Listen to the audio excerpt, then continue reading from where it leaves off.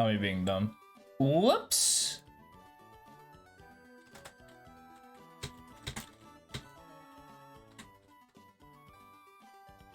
Whoops. That's not the title.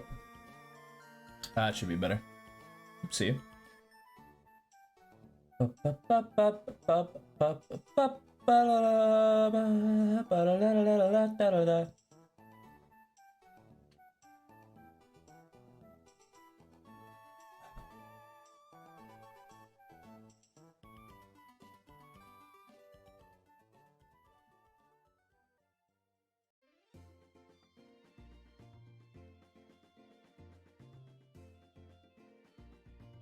Wait, am I live? Yeah, okay, I'm good. I was gonna say, I was like, wait. Is everything on? Bet. Alright. Hey, we're actually gonna get right into it. Got 2 students already lined up, so I am just going to get myself started. Do we have question of the day? Sure can.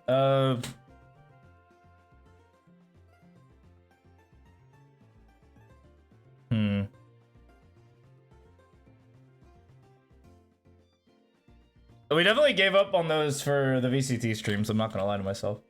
That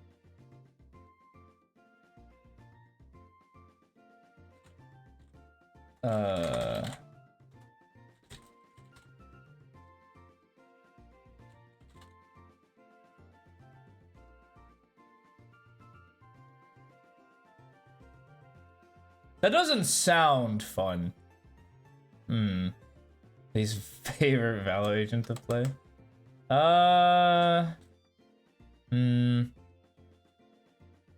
My mind immediately went to food though, so maybe I do keep it like Valorant related. Actually, here, I got it.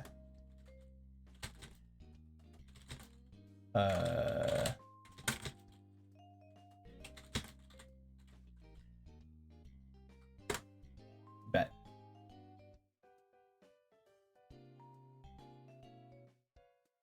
Yeah, I did just steal yours, Cat. Don't mind me. I flavored it differently, but it's essentially the same question. So thank you for the question. I'll let you have a free commission in the if my art ever gets like better. I'm slowly improving, but it's not great at all. As you can probably tell, I mean, I'm using mouse, so this isn't a fair demonstration of all the shapes I can make. Back during a comp game's mad. It's VOD review time. I actually have to get rolling. I think I mentioned it earlier, but we actually have 2 VODs today, which doesn't happen often. Okay, we'll open that later.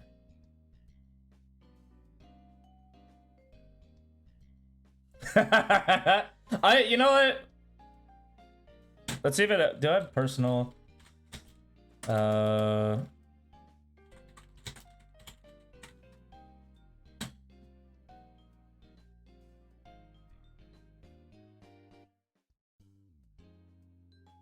Ooh.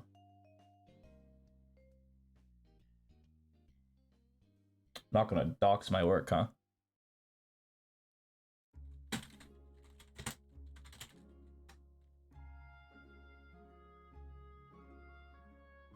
Do you know good ones? I mean, this one's $600. Surely it's good.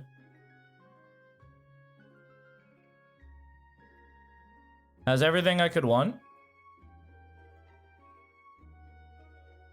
Jay's a better person to ask. True.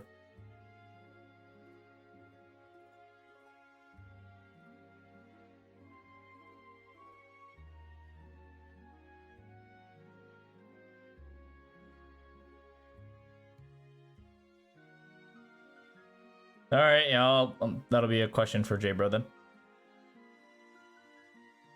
Actually.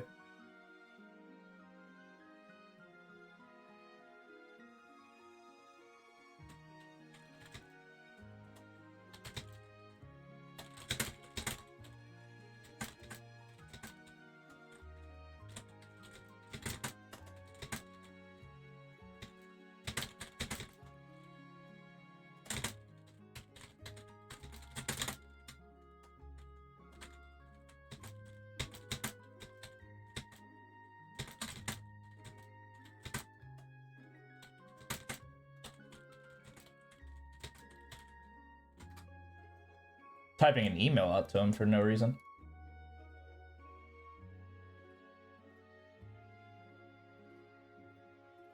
I thought you gave me a message.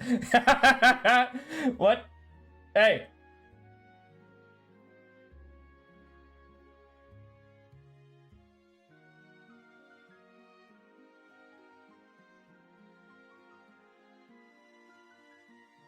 Ah, yeah, it already got some good references. Hey. 10-11 your comp game, not been having a good game. Well, that's what the VOD review's for.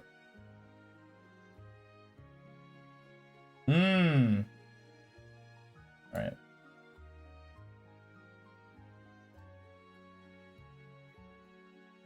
Let's see.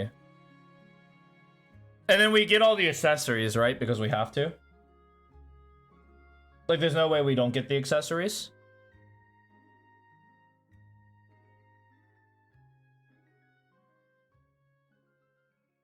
Well, actually, I have the glove. So I don't need that. Guess I really don't need a case. I'm not taking it anywhere. Samsung Galaxy tablet. That's that's fair. Respect. I don't really need any of this. Don't even connect to PC. Ah, I see. All right. Okay. I stop getting distracted. I'm distracting myself too this time. All right. Matches. This guy's plays consistently like that. Yeah, you are having a rough string of games, huh?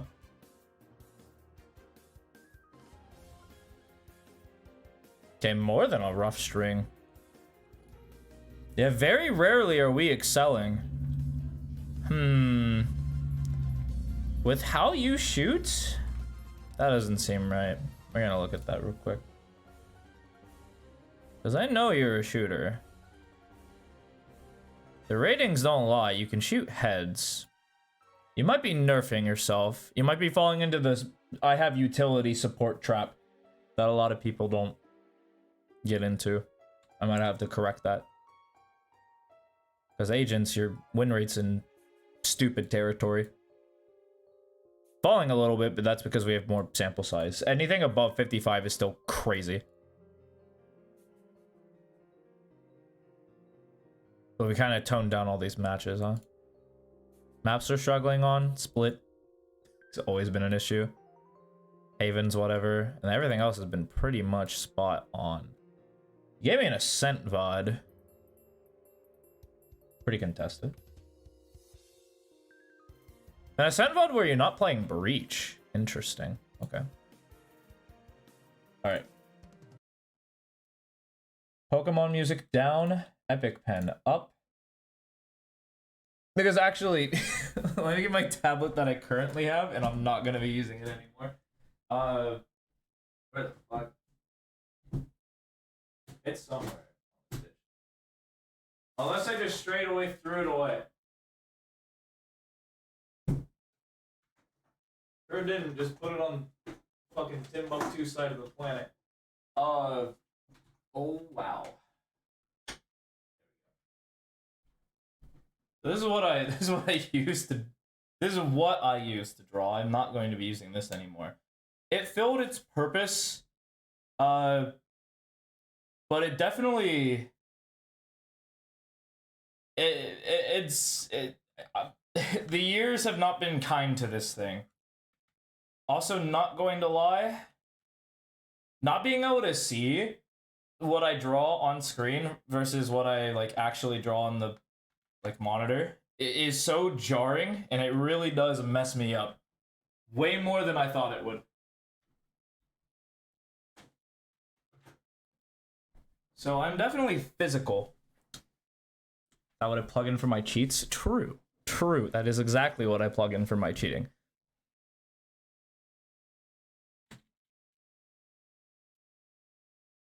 Okay, wait a minute. Oh, okay, that's just a thumbnail. I was like, does this VOD start at round 5?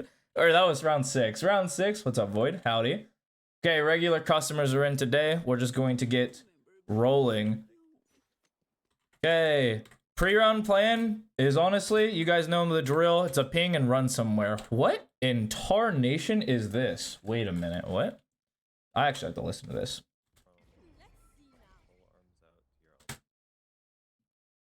Okay. These sites are some of the easiest sites to like run at ever in a game. Quite literally, you ping A or you ping B, and these are the easiest sites to just go here, and you got it. Especially since it takes the defenders a long time to rotate. Like, even if they cut through mid, that's just a fast flank. It's still really slow if you're just booking it. Like, and especially this guy has to run this way, it takes so long. You'll just always beat the defense. So kind of surprised that we aren't starting at any barrier. Especially since this looks like it's going to be a split. Which, I mean, splits or whatever. Sure. I don't think they're as effective because we're splitting our resources into more parts of the map with less utility on average. Of course, you're running the Tejo, so you're going to have util advantage on average. Because his utility is ridiculously good. Yeah, so it is a split. A very slow split at that. Okay. Yep. Found your boy? No, get wide, get wide. Ah, who is that? Who is that? I'm gonna get mad at you. I want you to get wide here. That's Raze. Yeah, it's an orange character. It has to be Raze. Or orange model. And so what Raze is gonna do is gonna either flush you out. And so you kind of have options. You can either run forward, hug this wall, scale, just make him swing out wider. You got a Tejo. I'm surprised you fell back. Like, and just try to jiggle this. It's honestly just better to scale. Like, the go button is actually the A main players. Like, these guys don't really want to go until, like, you're here. Because there's too much distance. And you guys are essentially Overwatch. Where you kind of watch the heavens for them. Because these guys just want to clear close and then just scale onto sight. And you guys don't want to scale onto sight because you're way more open. And so you look heaven. The fact that we're mauling this early is insane. Okay.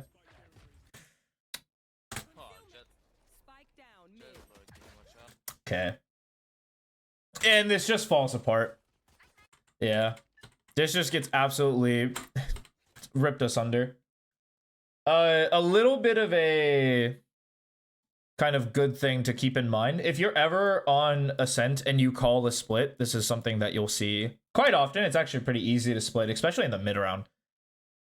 If you got any sort of nebula, like stars left, you star tree and then you star heaven. You star heaven. And then if some like demon takes your smoke and puts it off the map, sure, whatever, lose the game. But essentially what this does is allows the tree players to scale. Yeah, someone has to hold this. It's not a wall, it's not a molly, it's not a stun or anything. Like somebody has to hold that, but it just makes it easier because the fights have to come out. And if somebody is aware, then that's not a problem for you. And you can kind of speed, like they can play without worry. Whereas this one doesn't really help these guys. Like they have to take these fights, so it slows the tree players down. Then you guys get slow to come out. It's just a mess. But second round, we do something weird. Dead quiet. Not even a ping.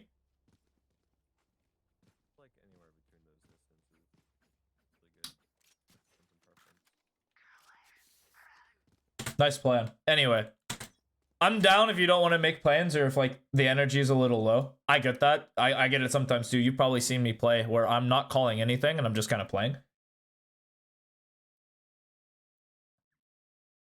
But it's just an infer. On attack, you really do need a plan. It can be as simple as I'm pinging somewhere and we're gonna go there. And there's an infirm. 3 games in. Yeah, this is like the tail end. I can tell. Well? Okay. Alright, alright. What in... What? Justifying this decision, of course you like do it as I'm pausing, but justifying this position doesn't really make sense to me think of this contextually from the perspective of the enemy team. So the Rays just mollied main. And if we're committing a molly deep main or any sort of utility main, like expect this with shock darts, expect this with darts, kind of expect this with like a Sova player. They don't have a Sova. It's like fade eyes in the window, seizes, any sort of thing that challenges early means that they're attempting to contest space, because most people aren't just going to walk this dry. On this round, they might, because they'll have advantage. Yo, what's up, Balance? Howdy, howdy. Welcome in. But because of that, it should be inferred that they're here. And personally, we don't want to jump spot when they're fighting for space, because we can infer that they should be here, especially early. And we want to do something weird anyway. I would say just wait for the boy. Like if all three of you died as you were just kind of dry swinging a fight with a classic, the Bucky kills 3, say no more. Life's good. I'm happy. No big deal. But the fact that we tried to go for some weird movement kind of caught us off guard and made this round like unwinnable. Though the round's kind of hard anyway. No one said anything and it's just tough. Wow, this guy makes a immaculate try. Yeah, it's a B rush. Yes, sir. It's a B rush. Mm-hmm. Just get past this nade. Yeah, I'm done. This is a good pace. This is a good pace. Yeah, smoke and go out. Let's go. Let's go. What's this fear?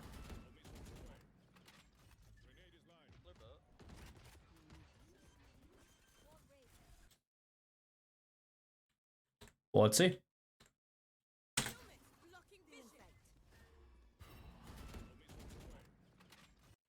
I gotta watch the minimap. Okay, boat is technically not clear. This wasn't cleared. There's a tuck over here that wasn't spotted by the jet. Not clear. So I would have that like I would have this like paranoia in me. Just a little bit. Okay, we're fortunate that no one's boat. I am mega down for you to just take this fight. Can't be lane, has to come stairs until that wall breaks. Here's how you play the scenario when you're on site by yourself. You just kind of tuck behind a wall and everyone's watching something. Just look at the minimap and you focus in when you see somebody on the minimap and you swing. That's essentially all you have to do in this post plant. And you confirm your kills. Right? Because like if you tuck literally right here and just wait for contact, like after this smoke, they like take a fight, this guy takes a fight, you swing, this guy's dead for sure. And if there's 2-3 people, they're dead for sure.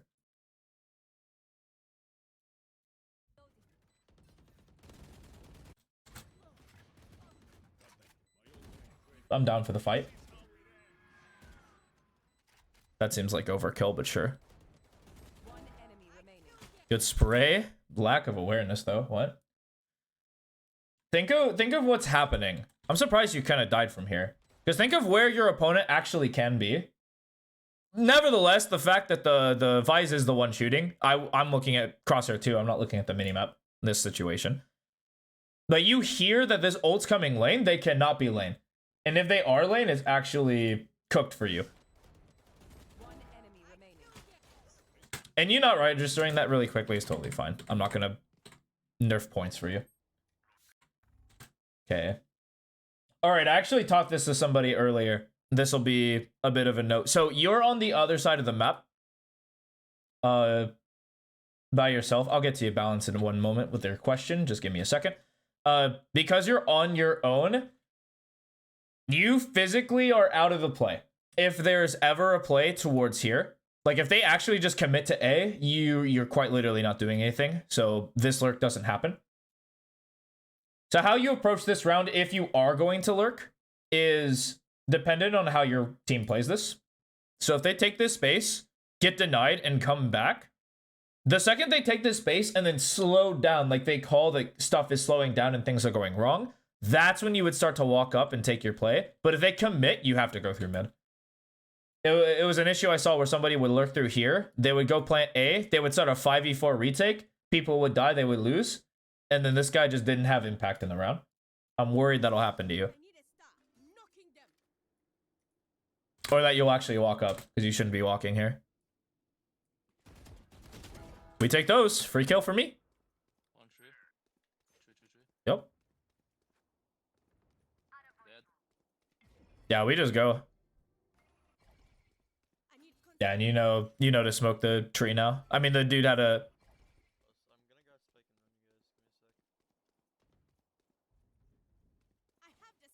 Hopefully that smoke stays up. I need to correct this smoke for you. Yeah, I need to correct this smoke, because that's the correct one right over here. I think you know to throw it, but so I'll just make a little bit of a point for you. You all, like, in most cases, you just want it flush with the wall. In this case in particular, you definitely want it flush with the wall. Because the only reason you wouldn't want this flush with the wall is if the agents had a flash. And you wanted to give yourself more angles to play around. So let's say they had like a Phoenix flash or Brim flash, or Breach flash rather. You'd want it to bulge out a bit, or the better play is to throw it deeper. And make them feel really exposed right here. Like, it makes it really awkward to where, like, they have to come out of the smoke and flash, or they have to wait out the smoke. Both are equally not great for, like, the flashy. And then bada bing, bada boom, life's chilling. Like, when you give them that extra space, it gives them extra space to put their flashes in places that you don't want. In this case, we don't have to worry about it because they don't have flashes, so you just having it flush with the wall is brilliant. Because in order for them to come out, they have to come out of this dry heaven, looking at all of this, and have to win a fight and then some. And most people don't, so they have to wait out the smoke. Then you smoke this again. Now they're down to like 20 seconds, so now there's pressure added to this. Where are you playing if you use the bleeding smoke? So, dealer's choice. If they have a flash, if you're doing this bleeding smoke, you just want to like dice, like crouched up dice, crouched up gen, because your go button is when they flash. Like after they flash, you swing or expose yourself because they're looking, they see nothing, you swing out and they die.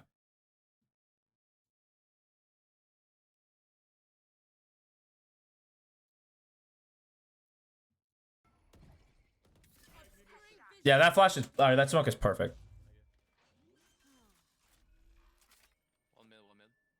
I'll talk about it because it wins you more games. It won't matter this round, but we'll talk about planting. So think of when you're planting that it either commits to the win condition, that it has to commit to the win condition. Your win condition is that there are more players alive than dead, which is a pretty easy win con, not gonna lie to you. And so when there's a bunch of the boys around, you want to plant kind of open, especially if you have all this control. It's smoked already, smoked heaven. So you have a couple of options. I taught this to my red division. You plant here. You can plant here if you have like a late guy tree. And if you don't have a late guy tree, you don't have to throw it. Right here. The only time you want to plant right here, which is exposed to the least amount of things, is when you're under threat. And if it's unsafe for you to plant, yeah, you have to kind of plant safe. This is a better safe plant, but it's also pretty dangerous. There's a lot of like fast retake darts that kind of put you in a lot of peril. Just food for thought. It's definitely not your biggest issue.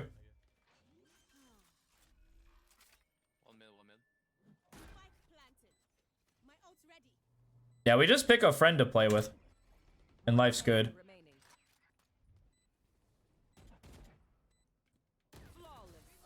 Got him. Easy.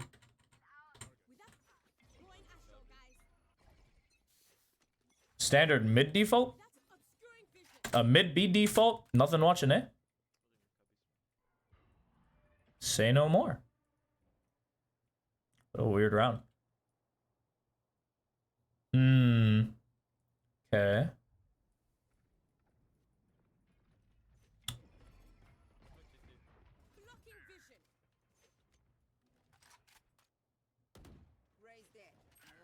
I mean, this is just a, yeah, split. Hello?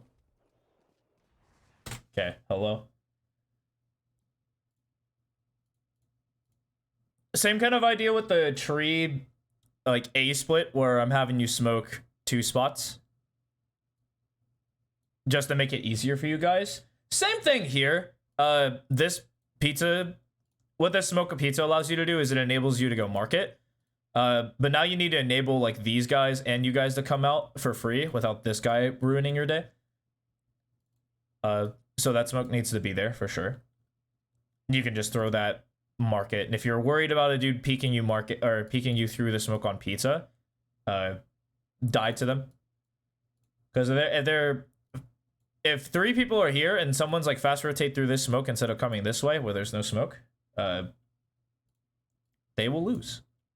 But if you throw this smoke, once you throw this smoke, then I would definitely look here.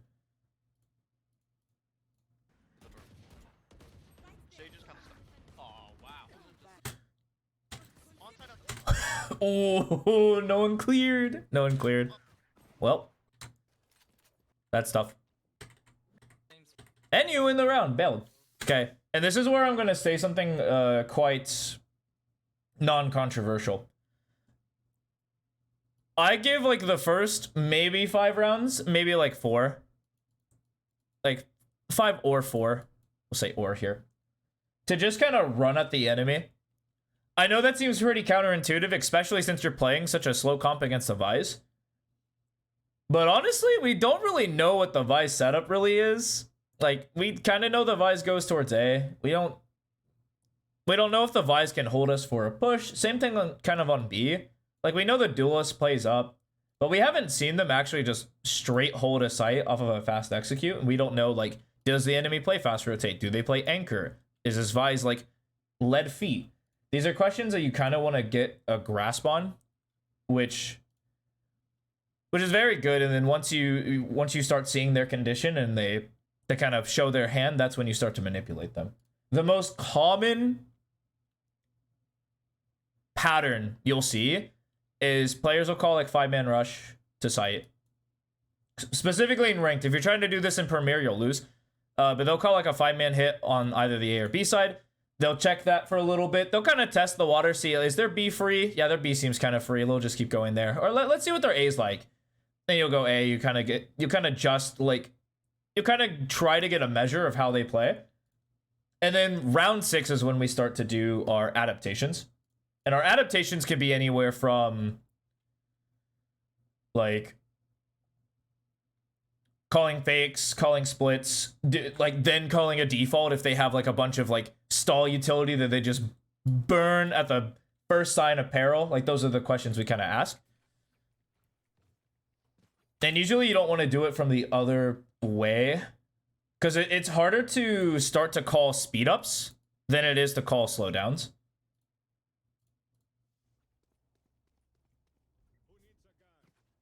And I am worried that a lot of these slower rounds are kind of eating you alive. We thank Artejo for that.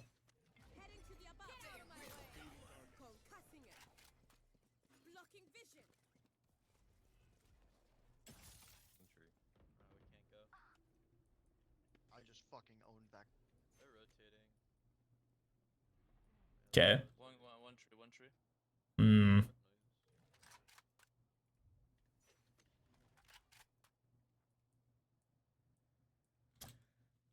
Here, you guys already kind of know my thought process behind this, but if you've ever take 5 on one side of the map, finish your placements. Good job, Raven. Nice, nice. Hey, Breach. Don't we all? But if you're ever 5 on a specific side of the map without any information on what's going on B, what's going on mid, you actually started this with a split, which is actually relatively fine. But because we have like no info on B, it's kind of hard to pivot this way. The mid pivot's not bad because you killed this guy. And you know one's tree, so you know where a threat is. But I have a feeling that this round might derail because of a B push. So I think your decision to stay here and just re-hit A is correct. Maybe we rehit. Bang. Knew it. Without obscuring vision.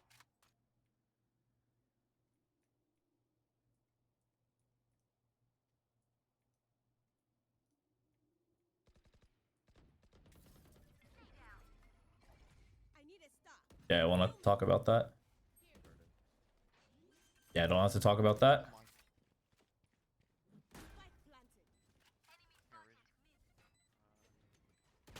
planted. You get bailed out here.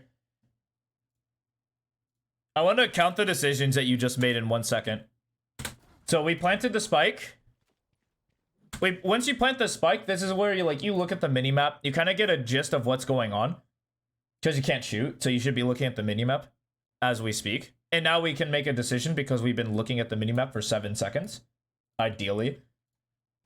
And so I'm cool with any decision right now. You have a lead, so you should play with a buddy. And I'm down for you to be like, my Sage needs help. I'm going to come help the Sage.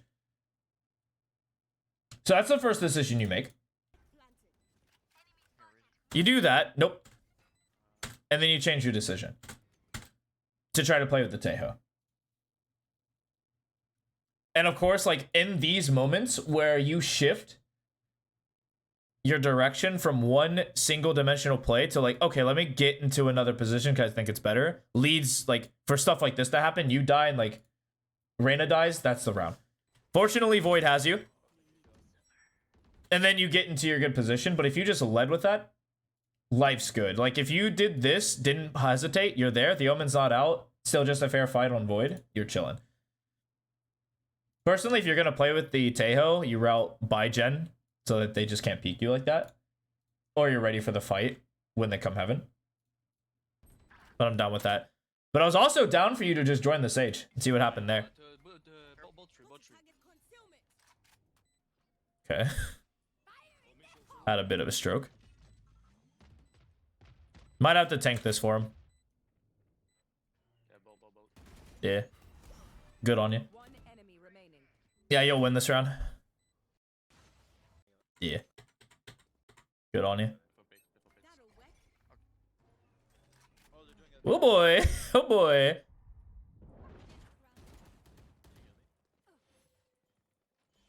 Healing you. Reloading. Taking that back. I mean... Okay.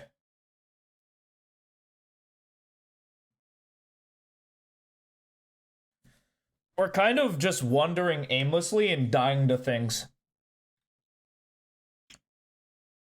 This might have been the third round where we've kind of just didn't... Like, we're kind of clocked out, you feel? It's the same kind of issue that we had on Abyss when you're playing Astra. And it's just when you're playing Astra. When you're playing Breach, you're super engaged. When you're playing Viper, you're super engaged. But it's just on Astra where we start to zone out of the game. Because look at how you're moving in this fight in particular. I'm going to slow it down for you to get the actual key inputs, and I'll call it. So think of the play was they actually just fought you B main. So it was somewhat of a crunch play. If it was a crunch play, it's a bad crunch play because they should be coming up mid. But they were like, we're just going to fight early B main. If they're close, you're dead. You didn't die. Notice, we're W. By the way, still mega... Fortunately, in this case, you actually have Sage covering you here. So you don't have to be as precise on this movement. Let's look at this movement. So W, W, W, A, and D. You're kind of going diagonally here. And then you're just kind of like looking in places that there physically can't be a threat. Now, if your crosshair was right here, all good. Yeah, your crosshair is right there. This is a real threat. Someone can swing you up tree. You fight with the Sage. Life's good. But it was like in the center, in transition. I think you were in transition, which is all good. And then you were caught off guard by this guy.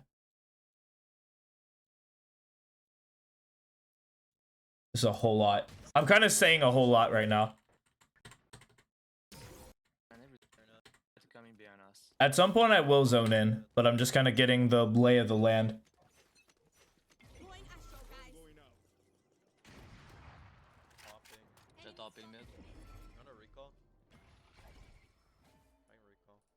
Wait, there's a Vise wall here. I'm gonna bait.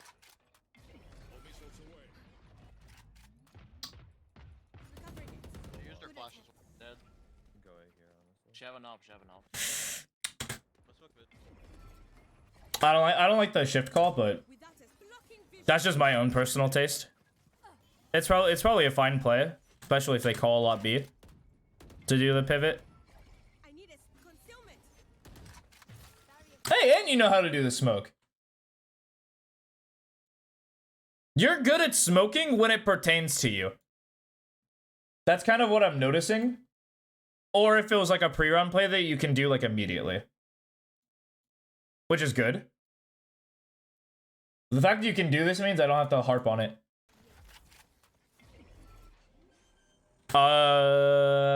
Would I use ult here? Probably not. If we already shut down this area, like it's walled, it's smoked, I wouldn't commit the Astra wall. That's just me personally. I would save it for like I would have a play where I would use it, maybe cut off heaven, and just run it. Reloading. Okay, good. Enemy spotted A. Man, what is up with these fights?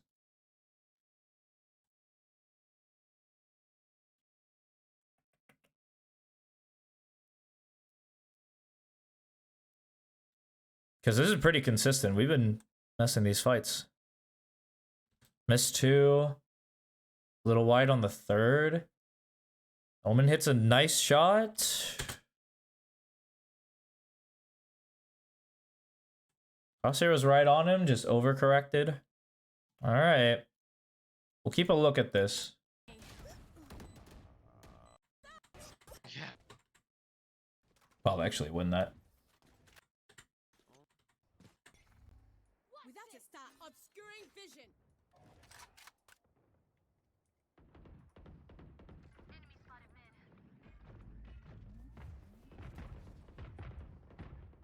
Raise and jet both.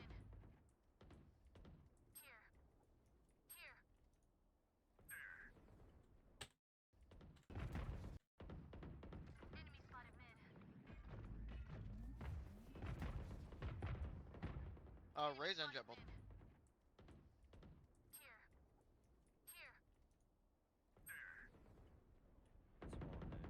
One dead.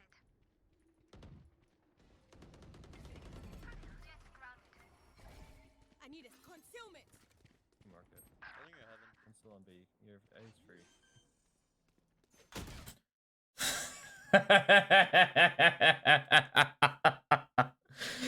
Oh, you can't write that, man. You physically can't write that. Oh, what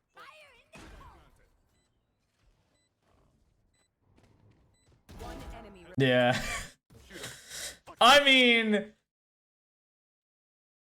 should they be making an aggressive play? Absolutely. Is it real that that dude peeked out, instantly tapped you? Maybe not.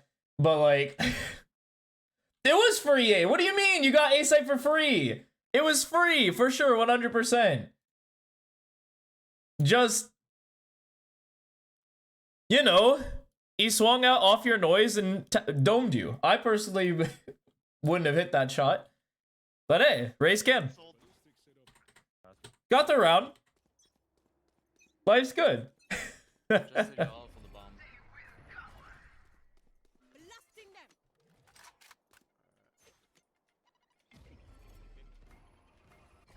Blocking vision. Obscuring vision.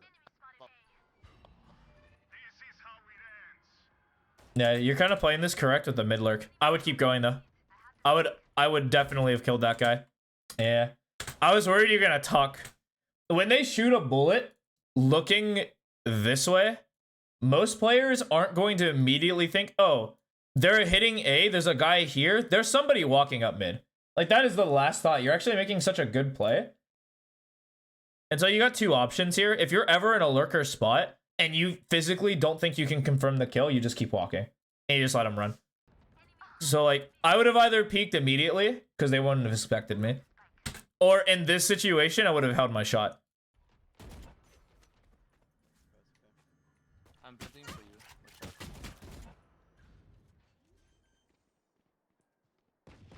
But a good push from that Omen. One door. Yeah, sat down. Oh, there's so many layers to this, man. Wow. You were essentially just boxed in. You're out of the play anyway. I mean, we take those. Because this is going to be a round win, or should be. Dang. Yeah, I didn't know they pushed up like that. They haven't pushed up like this at all. Something to keep in mind for future rounds, hopefully. That's all three. Good tree. Has a vandal now. I think the only one not accounted for is... we don't care about these guys. Coming back. Yeah, you won the round. Easy. I'm gonna hold B man. They keep pushing up B man. Keep going. That's the guy who pushed B mains up mid. Wow. Raise tree. Yes, cancel. Rotate back.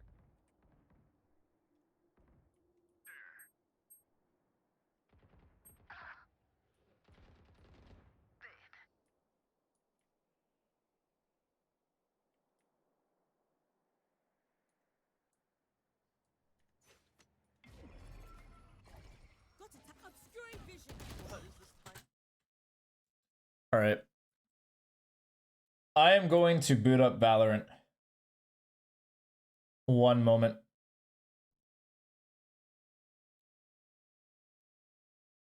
Because we are getting to a point where we're going to have to fix this. So I actually do want to let you see that again.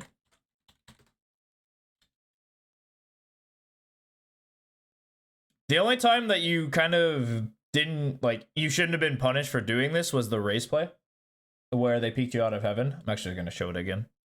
I'll show, like, the issue again real quick. For those to get a really good look into. I want you to kind of watch how we... This is a... And by the way, I'm going to preface this by saying that this is definitely a movement thing. 100% movement. I couldn't have wrote that any sloppily. Or any more sloppily. But essentially just pay really close attention during your movement during this clip. W and A, that is one part of it, yeah. But just really, really look at the movement, compare it. I'll give you an Astra situation, whether like mid or something. I'll look for one. Obscuring vision. Yeah, but I really do want you to look at that. So you are doing like a bunch of diagonal peeking, but there's something more pressing. The speed of which you're peeking is kind of a bit of an issue.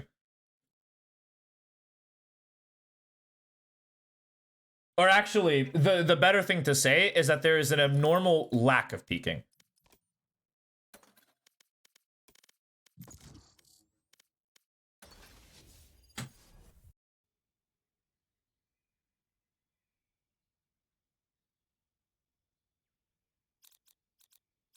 I am on a And this kind of idea will help you stop dying to these like enormous or abnormal fights that I've been seeing. Because it's happening a lot. Where, again, we have this lack of intention with, like, exposing ourselves to danger. We're just kind of wandering around the map like we're some sort of trader. And we are trading free kills for essentially nothing. My ult's ready. But essentially, I'm going to replay this round like this. So let's go here.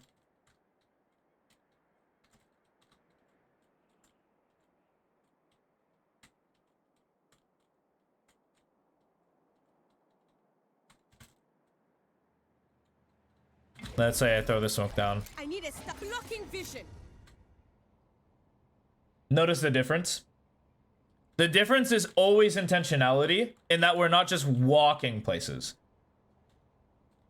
This kind of thing was happening over here too. It's happening everywhere. Literally watch this VOD back, specifically on how you're moving, and it'll be really apparent.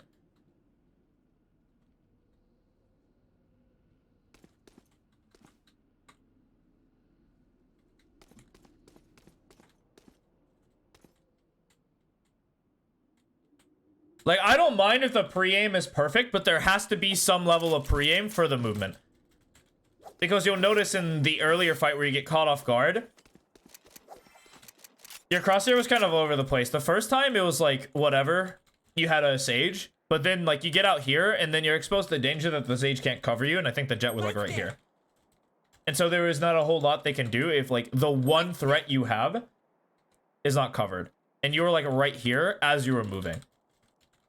So think of, like, the intention. You go, like, here, and then that's clear. You go here and here. And then if you're here and moving forward and you get caught by this guy, sure, whatever. Like, die to them. I personally would scale this way. But that's a question we can have for another day. Like, really pay attention to your movement in this clip. Or not even this clip. I'm actually going to pull up the VOD again.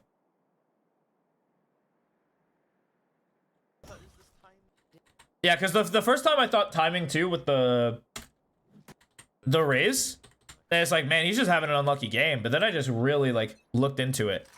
Really watch how you move. Concussing him. One guy's close. Rip. Spike area is all missiles away. I couldn't Spike down A. Okay. Think of your threat. Like, really look at this. Spike area is all missiles away. I'm going to play it slowly. Spike down. So, pre-aim. We're still running. We're full stop.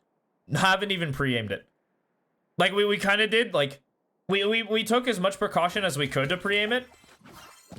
Like, as you're going fast. Like, you mentally did it. But you were mentally doing it while you were moving. And so there's a little bit of linearization. Where one action doesn't match the intention of the other. And that's why it doesn't look so clean. Like, it looks jagged and unfinished.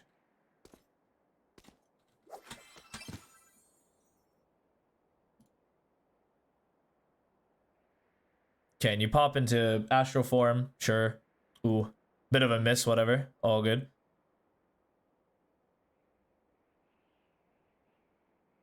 Yeah, the movement doesn't match the pre-aim, and the movement is also kind of relatively... I want to say relatively lazy. Like, that's definitely a big thing that I'm noticing. That's really impacting your gunfights. Okay, actually nothing's happening right now. Whoops. Get out of my way. But just notice how, like...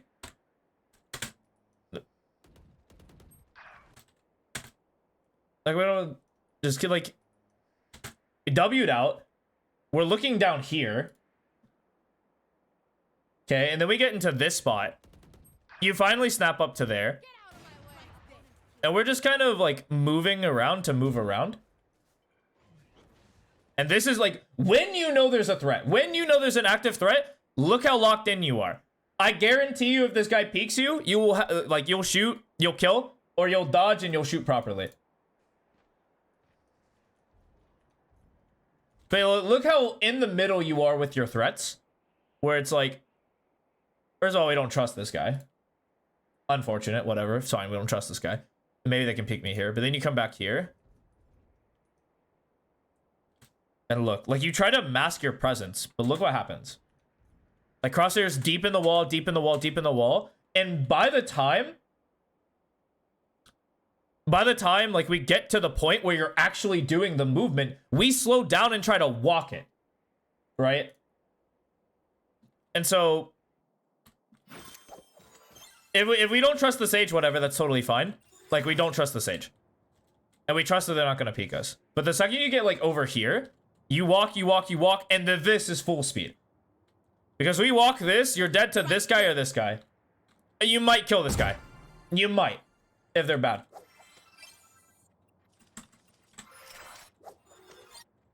This is the correct peek over the ledge to look over the box. You can come on box and do this stuff. It's very high level. I personally don't think you need to do this. Especially if you're not making noise. And you're in a 2v4. It's like, sure. This is one of those plays where it'll win you some micro fights, but it's so tight that you might not get the reward from doing it on average. I'd say if you're trying to push like a little bit of RR, like you're trying to squeeze more RR from like Immortal or something, I would add that to the playbook. But just to get out of Diamond, totally not necessary.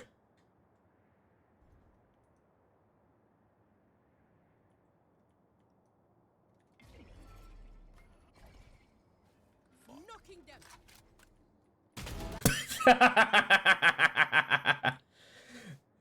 Good isolation peek. Good play from the enemy team. You were gonna get flashed off this. That's a push. Yeah, you were dead for sure. All good. Yeah, that's definitely, we definitely hit the nail on the head with movement. We're gonna keep track of that on defense.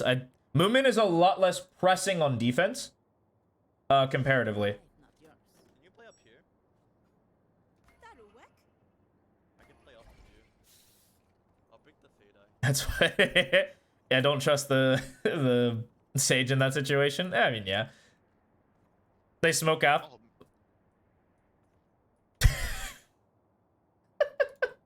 This is kind of silly. I do think that you being able to jump this is silly. I think the Riot put these in the game to get boosted onto, like in CS. But it is pretty funny that an agent can just solo do that. I'll just do a quick little watch for you. oh, Never been able to do that jump? Hi. Yeah. Good work to you. More time in the custom. I don't play it often, so I don't do it. But and I honestly should learn to do it. It's not like important, but that's one of those things where I'll hit a wall at 200 RR and I'll be like, yeah, I should learn how to do this. Fix. But I'm always down. I'm always down. Especially in a game like this where it's a fade and not like Sova. You're chilling. Yeah, but like I said, the blueprint is fast rotate, play site. Like if they come to your site, you better kill. None of this run off nonsense. If they start like pushing mid or just holding top mid. Just play fast rotate. Don't psych yourself out of the game. I'm listening to you like try to break down every single possibility that is feasible for the enemy team to do. And if you do that, you will find that there is something known as an infinite number of options that they have that they can physically do because the amount of plays you can make. Think of it as just like 5 variations of the plays that I call. And so that's 5. And this is not permutation, by the way. This is not like they can do 5 and then it's just 5 times like a standard number. It's 5 to like whatever, an infinite number of plays that they can do in a mid round. And so like you'll burn yourself out if you're not just gonna like keep it simple. Be like, okay, if they don't come May, I fast rotate it. If they start faking, I'll start anchoring. Makes your life so much easier. Couple B. Couple B, easy. Full B. Full B. Yep, full B, bet. Fast as you can. Let's go, go, go, go, go, go, go, go, go. Go, go, go, go, go, go, go, go, go. I'm down. I'm so down. I'm down. I'm down, I'm down, I'm down, I'm down, I'm down. Come out. No, no, no. What is this? What is this? What is this? What is this? Walked? They don't know that I'm coming here. Think of the defenders, like, this is why I think that this is really funny that people just try to slow walk past the smoke.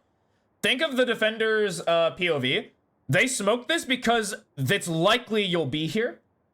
And so if people are fighting, just come out of this smoke. Especially if you're down numbers, it's so better. Or if you want to wait for your Reyna to like double swing, totally fine. Especially with this guy back here. Stuff is lights out. Bro, how you know? Just blows fire. Think Spike planted. close logs. I think you, raise long. well, and we take those. We definitely don't take that damage though. You lead. Yeah, you lead. Swing with confidence, man. Confidently go somewhere. Like you have to go first because you're low. Hold on side, hold on I side. need us pulling them in. Oh, One and enemy remaining. back. Nice, guys. Good job. Hey, we'll take that. Good pull. Going up. I'm down.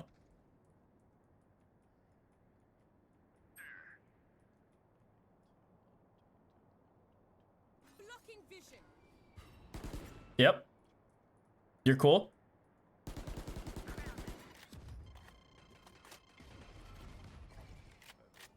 Yeah, you now are just gonna wait for them to come out. Obscuring vision. I personally think you want them to come in though, so I wouldn't smoke. Especially if you have 3 here, they're on a low buy. Like this is walled off, they're not going B. Like you don't want them to run B right now. Like they shouldn't. Now it doesn't matter. You're 5v3, you're playing checkmate. You're chilling. Yeah, life is good. Yeah. Ah, you're deeper. Think about this, you're deeper. Correct is you let this guy take the fight first and then you swing. And if you're about to get smoked out, I'm down for you to come out and just try to fight and then dip back because they won't expect this guy. But you're not smoked off? Yeah, just, yeah. Vi's also there. Alright, both there. Yeah, and I'm done. You sound like you're leaving, or Yeah, they were leaving. Both right side. Yeah, you just stuck. You literally just stuck. You're doing so much right now. One enemy. Yeah, remaining. he takes that fight, you swing, you kill this guy. You kill this guy, right? Okay, thank you. Good, good. Got me worried for a second. I'm worried about your fight taking. And the explanation is that flame of King that I know you are a head clicker. I know you are. I've seen you play before. I know you're capable of this, for sure. And I understand that if it was just like a whiff, I wouldn't say anything. But there's a lot of times where you're just kind of peeking out and not trying to kill them. Like you're trying to prescribe your life more so than you're trying to kill the enemy. Which, if you were playing a fighting game, correct. 100% correct. In a fighting game, you want to preserve HP because it is your natural resource. And it's your only resource. And it's a 1v1 game against a solo opponent. So, you want to preserve your HP while reducing theirs. That's just how you win. Same kind of idea for fights, but because it's not a fighting game and the game is actually pretty, like the fight's actually pretty short. If you have just the balls to swing this guy and commit to the fight, life is chilling. A-okay. But I do want to, I'm just going to point out quickly the hesitation. Like, it wasn't even looking at you. And you notice after, like, you took that first bullet when they weren't looking at you, it wasn't, I'm committing to the fight. It was, I'm going to unswing. And that being your innate reaction is to play, like, finesse against a person who has a sheriff. You have weapon advantage, armor advantage, high ground advantage. Like, this fight screams you win this.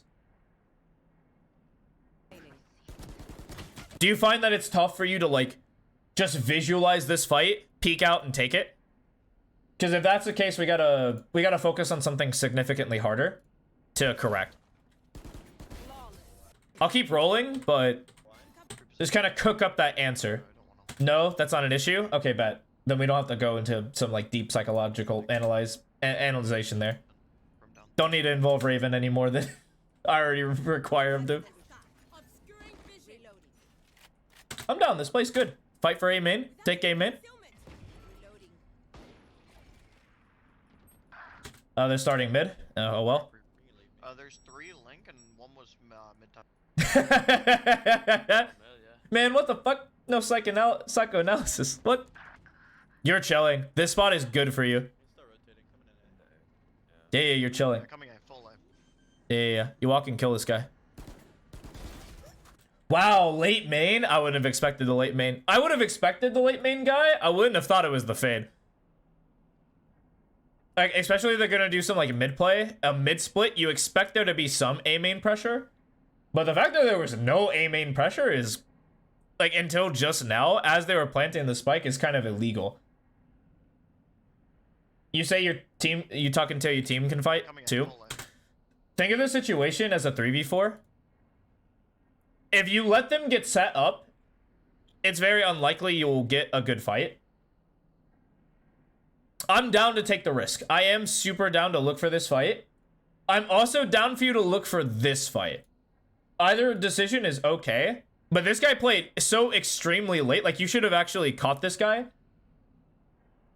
Because the fade should just be there already. Let me show where I would personally...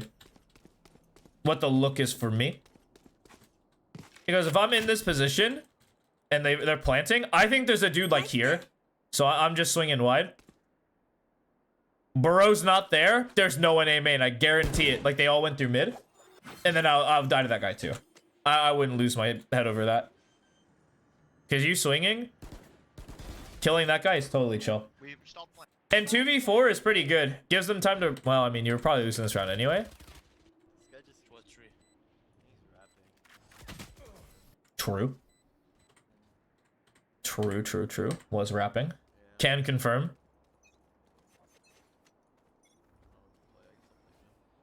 Dogging him, man. 2A man. Cool. Grabbing orb. Blocking vision. I'm rotating her play. Like my eye if you can. Just stall as much as you. Face your fear. Are you seriously not pulling this? Jet and Omen were both coming behind. Man, these fights are kind of awkward. I think a little bit of this was... you lost a bit of lag. If I'm reading that number correctly. Down A. Had a little bit of lag.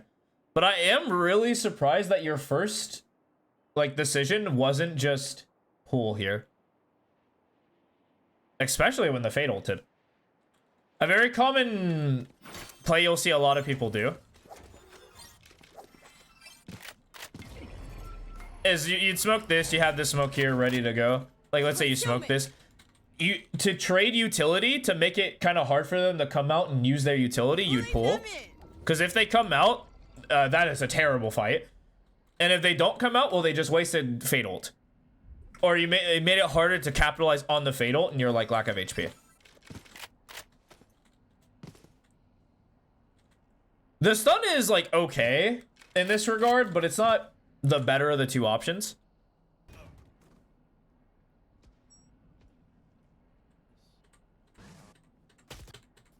Okay, let's lose that. That's fine. Watch this. I need a stop. Blocking vision.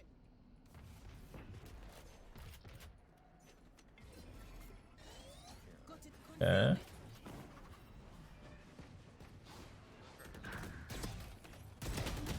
I mean, we take the one you got. You bought a Bucky. How to play retail, like a fast flood. We take those.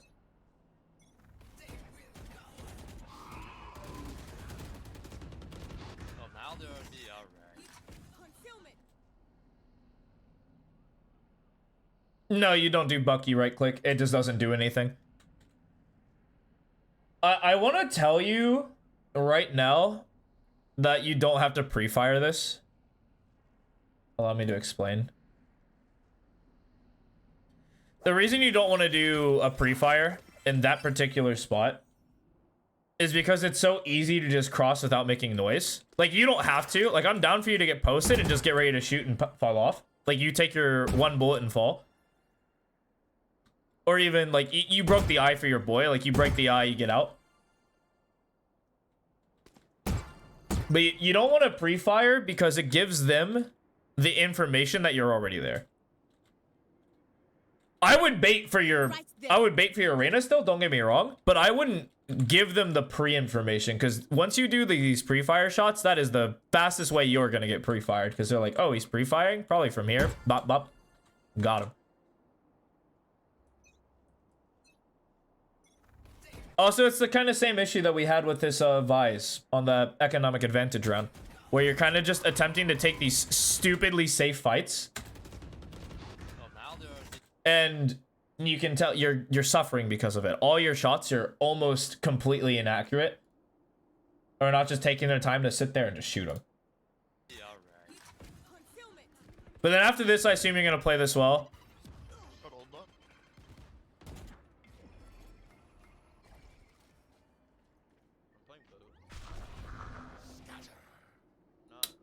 That is definitely an A ult.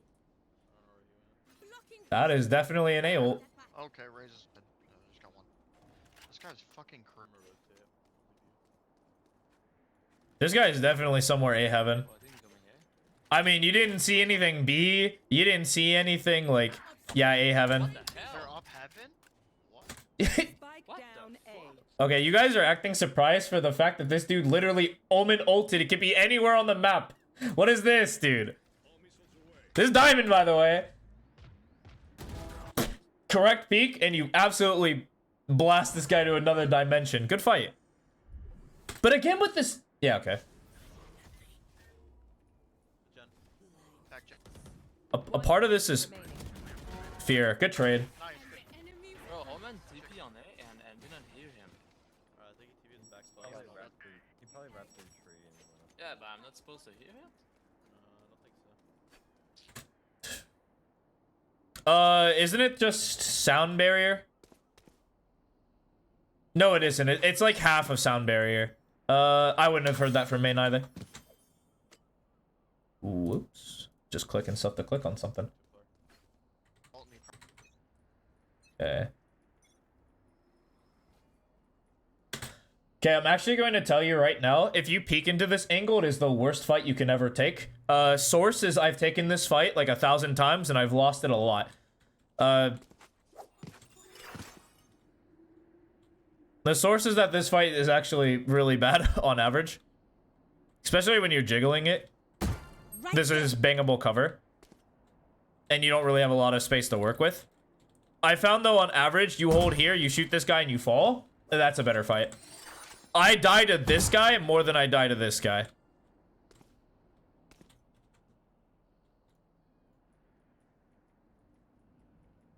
Yeah, look how careful you are.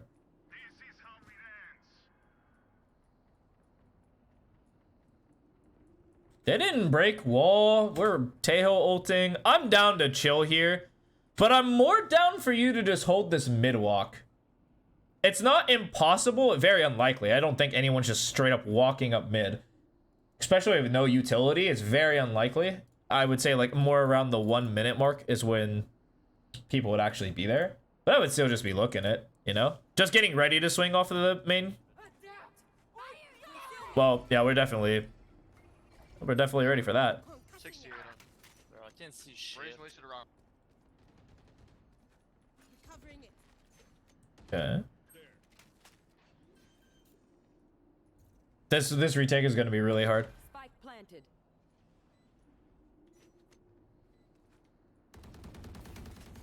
Reloading.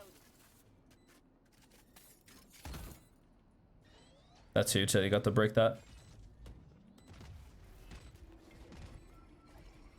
I'm down for this, actually. That would have been sick if you just left that as a smoke.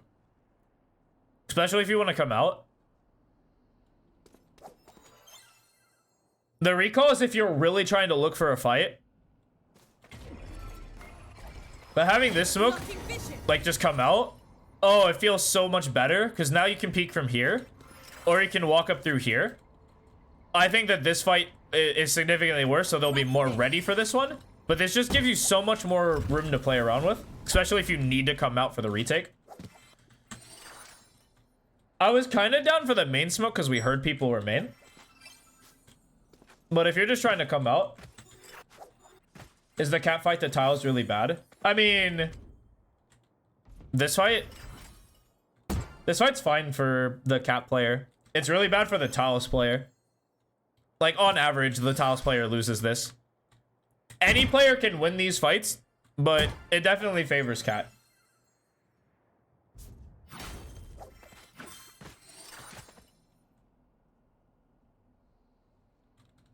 You just looked at the heat map. Dang, really? I'll pull that off to the side real quick.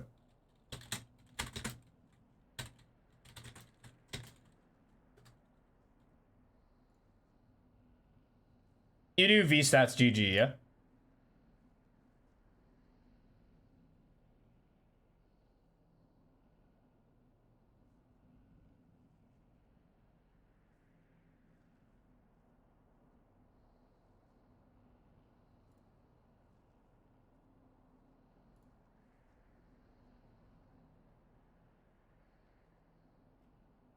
I'm gonna have to get the actual Emerald or Radiant.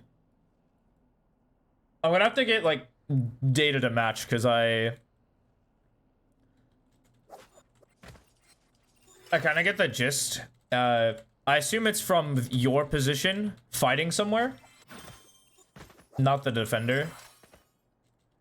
Yeah, I'm gonna have to actually look and be able to formulate what that data actually means, because it is kind of confusing. They just say this is kills, this is low, this is high. It's like, in what context? Is it just your initial position versus fights? Stuff like that is, I'll have to look into it. But yeah, essentially, like, giving yourself an extra pocket to play in is so good. Like, your ability to just peek out would be significantly higher. Like, higher odds for the fight. But you were down. So, I mean, you were down numbers, I'm down for a risk. The most pro players will do this retake one if they want to go fast and wide. Comparatively. So, like, you do this. I wouldn't come here. Right. I wouldn't be in the corner. Sorry for the tangent. Yeah, no worries. I know when to get off. So I would try to get as wide as humanly possible because it's unexpected. If I go into the corner, it's just, I limit my options. I think a lot of fear-based decisions are happening here. I'm gonna play fast rotate spawn. I'll shoot mid. Okay, fast rotate spawn mid, I'm down. Smoked mid. You know that, no. So, you've thrown this smoke. You throw this smoke a lot, what does this mean? What this means is that they're doing a tiles, like, they're smoking this to get to catwalk. And so, where you should go immediately is you should run catwalk. Now, right after this smoke, if they throw, like, an eye over here, then I would be like, I would pause for a second and spot, see what's going on here. Because that doesn't seem right. Because if they're smoking it off and getting that information, that's kind of, that doesn't make sense in my brain. It's like, wait, you just smoked it off so that you didn't have to worry about these fights? Why are you throwing, like, eye and dogs and stuff? That doesn't seem correct. Cat. But I would literally be running towards cat as fast as humanly possible here. Because they just showed you the intention. I think they're walking it. I personally think they're walking up cat right now. Say again, again. Yep, there's the cat player. Bro, how much know every time? I need a knocking them. Yeah, there's that early cat player that you would have caught.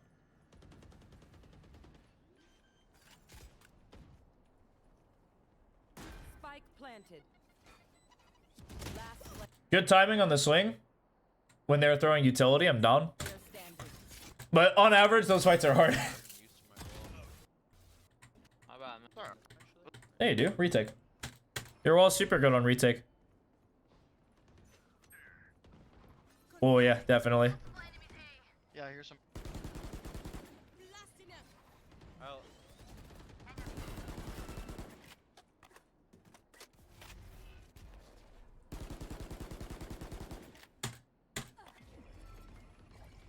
I need a concealment. One just went mid. Pop.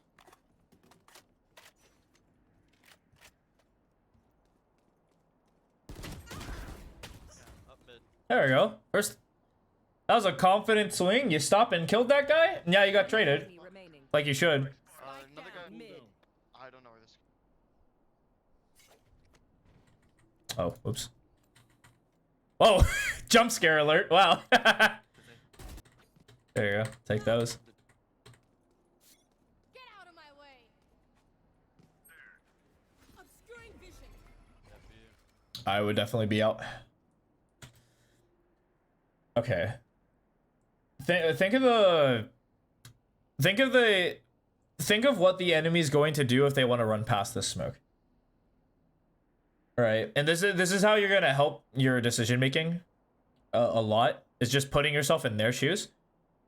So what's going to happen is the fade eye is going to go somewhere that if they have a lineup for it, can land like top truck, can land giraffe, can land like into the window. It's totally fine, doesn't matter. Like what that part doesn't matter. But they're going to smoke you off. They might even nade you off with flowers, and it's gonna make it impossible for you to come out and help your boy. And because your boy's in this position, you, after smoking this, should be trying to get to site as fast as possible and trying to play stairs. Conversely to what you were doing, this is what I would infer from this situation. Especially if there's a guy backside B, which is very rare and very unoften. So you see the dog, you say, no sir, smoke this, and you cross. Because then if they speed up, now you can play the devil's game and just get on site. And now you got lane, he falls, he watches your stairs, you cover, you're not expected because they're looking at this guy. Now you're playing 2 people on B, and that is, you're really hard to weed out. Like, this site is the best for defenders to just play goofy spots. There's this goofy angle, right, that protects you from main, but just catches the lane guy. There's, this one's a classic. You getting here and watching stairs protects you from, like, you crouch down, just blast people who show up. Protects you from all of lane. There's also boat is the goated, boat is a goated sauce, you know. It's super good. Like, once you get into the habit of just like getting here, you'll win so many more defensive rounds, especially when not on the B side of the map when they're coming to you. Because look, smoked, you spray, giving up your position, they know you're smoked off. Because you wouldn't spray if you weren't. That's a good delay. And notice immediately that, because you actually did it, but you did it a little late. But it's fine. You actually unintentionally dodged the fatal. But notice what happened. Like, you sprayed, they smoked this, they threw a nade so you couldn't come out. And then if you couldn't come out, you're stuck over here like the Sages. This guy's on an island. Yeah, Teo's nearby, but like, is Teo really gonna help?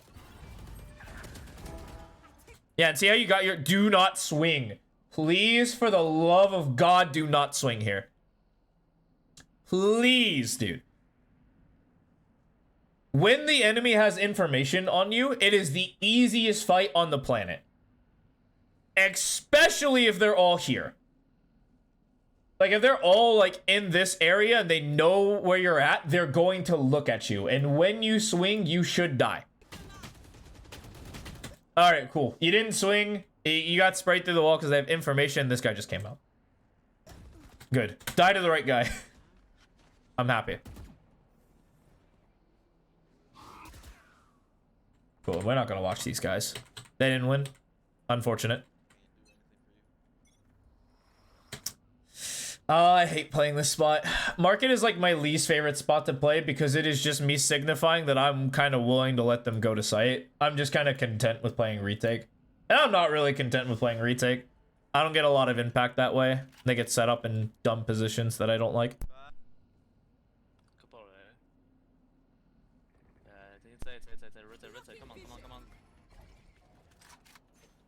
Wow, this guy's calling the fast rotate sauce. I would too. They kind of just hit sites. Coleman is one shot. That is, yeah. Dang. Spike planted. Last player standing. Yeah, good fight from the other guy. Who's killing us? Got concealment. Blocking vision. Yeah, Void is so dead here. You're gonna find how annoying this is. You can come out of this. Oh, now you can't. Nah, shoot a smoke. Fuck off.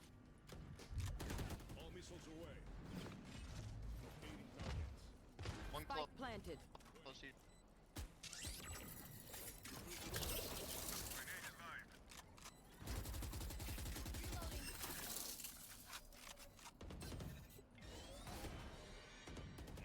Well divided.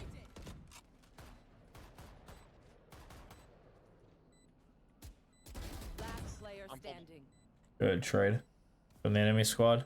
And you probably lose this round. Okay. So we do got a couple of things we have to fix.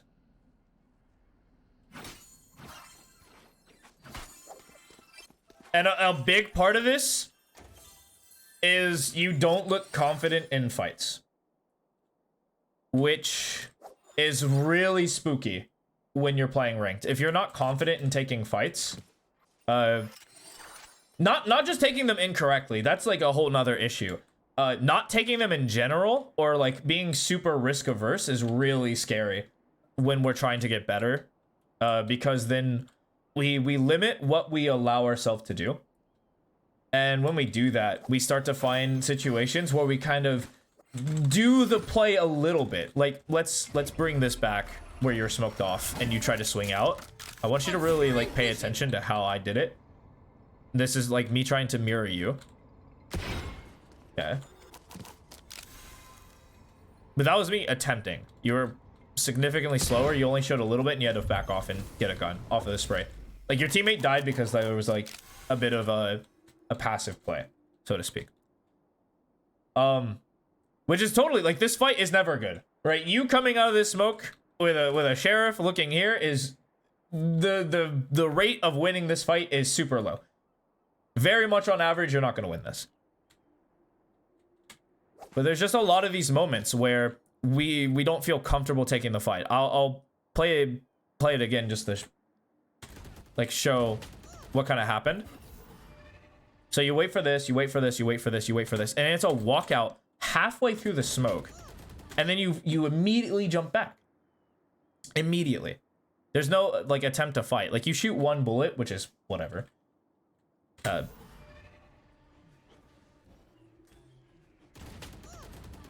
there was no confirmation. You can tell that your crosshair was going wild. You're scared to take fights? Yeah, that it shows. And the answer is usually you kind of... this might be attached to the role that you play. Because your notes this entire time is purely mechanical. Yeah, I mentioned some moments where you're kind of smoking incorrectly, or like the utility you're using at the position is not right. Like, this should just be a pull as they're coming out. But that is like, those are very small in compared to like all these movement based issues that we're having. It's definitely peaking in our like lack of willing, like we're not willing to take these fights.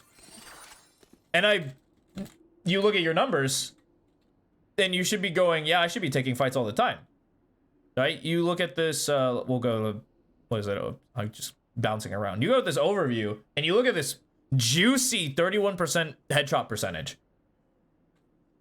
which shows that you should be relatively capable of taking these fights and winning them with conviction. But then you see like a low KD and a low DR, and you go, huh, what's going on here? And we just learned the answer is we're afraid to take fights. And when we do take the fights, we take the fights when we're guaranteed to win. And we can't play Valorant that way. Real quick. Actually, I'm not even gonna let you name one. I'm gonna pick one for you.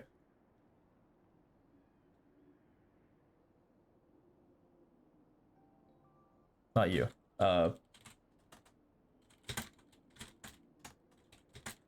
probably gonna get a Nats VOD, which is not gonna be... Dude, I'm so right. Yeah, anyway. Sure. Yeah. I had a feeling you're gonna say Nats. Yep. Alex, jump B, man. Go He's the only one who plays Astra on this map, man. Him and Boaster. About there. Yeah, we do love Nats around here. But I really just want you to take a quick little gander on what's going on here. Drone is down. Oof, I didn't play for half an hour, guys. Your fault. Notice how he's always ready for the fight. And then the movement is always like one-dimensional. Yeah, he got peeked and just blasted. But sure, whatever. Hey. Let's see now.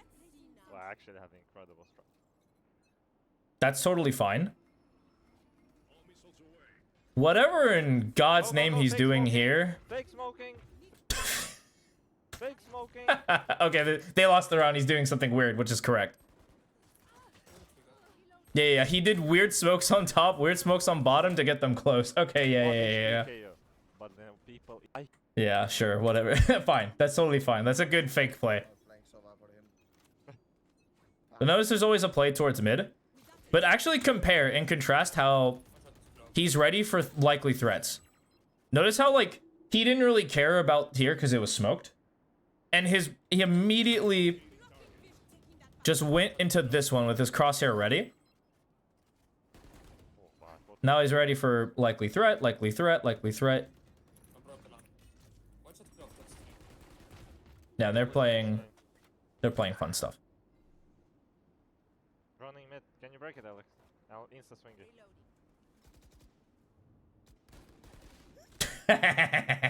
Get absolutely owned. Get owned. Welcome to the squad. Welcome to the life. But you kind of see the difference. Of course, like, comparatively, the difference is, yeah, a Radiant player to a Diamond. Sure. Very easy to see.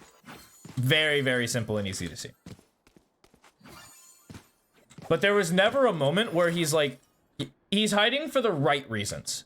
Like, if you tucked here and Void got the first fight in this particular play. Let me see if I remember. Do you remember? I don't remember the round. I'm sure it'll come to me. Yeah, it's this round.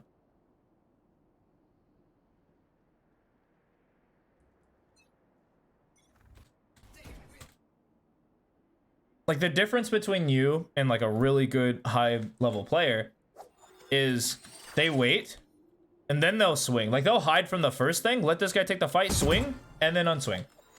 Even if this is like meant to be a bait, or you like even are trying to bait for the guy, it's totally totally justifiable for you to take this swing and take this fight. Like, none of this I'm afraid of everything nonsense where, like, if I'm not behind strong cover, I can't take the fight.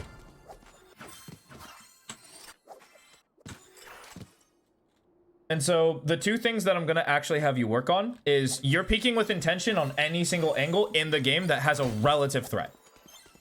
And if you think there's not a threat, different story. If you're like, there's nobody mid and you're going to just walk mid and you come this way, I'm totally down for you to be like, there's no one here, I'm just walking through mid. Easy. Life's good. If you think there is an ounce of a threat, it is going to be immediately you're running here, pre-aim, peek this, pre-aim, peek this. And then we can adjust depending on what's going on in the round. Like, you smoke something and now there's it's very unlikely that I'll peek you, there's less threat. That's the first thing. Everything's going to be with intention. You're not allowed to, if your crosshair's not ready, you're not allowed to peek. You're not allowed to move. You have to intentionally get it here, bang, and you're done. That's the first one. Because this will kind of transition into the fights you're taking. Because I know this is a psychologiable thing that all Astros will face, because there's another part of the game they have to play. They have to play the Astral form, which takes you out of the game. And like, it's not a psychological thing, but it's hard for you to reintegrate back into the game seamlessly. Because you're going from playing a CTS from a different perspective, like a top-down perspective, back to like first person. It's very jarring. Same thing with Cypher and Omen. Like, those agents are really hard to shift between ability and fighting. But that's the thing. You get to throw a single piece of ability, whatever it is, you're gonna smoke or do whatever you need to do. A likely threat, you throw that first, and then you're in gun form. And once you're in gun form, if somebody enters your screen, they die or you die. You have to commit to the fight. And a 1v1. 1v2s, you can chill. Like, 1vx's, that is not in your favor. Every single 1v1, if there's only one person on your screen, you are fighting them until they're dead. If there's more on your screen, you can leave. That's totally fine. You don't win 1vx's very often. Even high-level players don't win 1vx's often. Those are your two conditions going forward. Yes, yeah, I know these are specifically Astro notes, but they definitely translate well. Okay,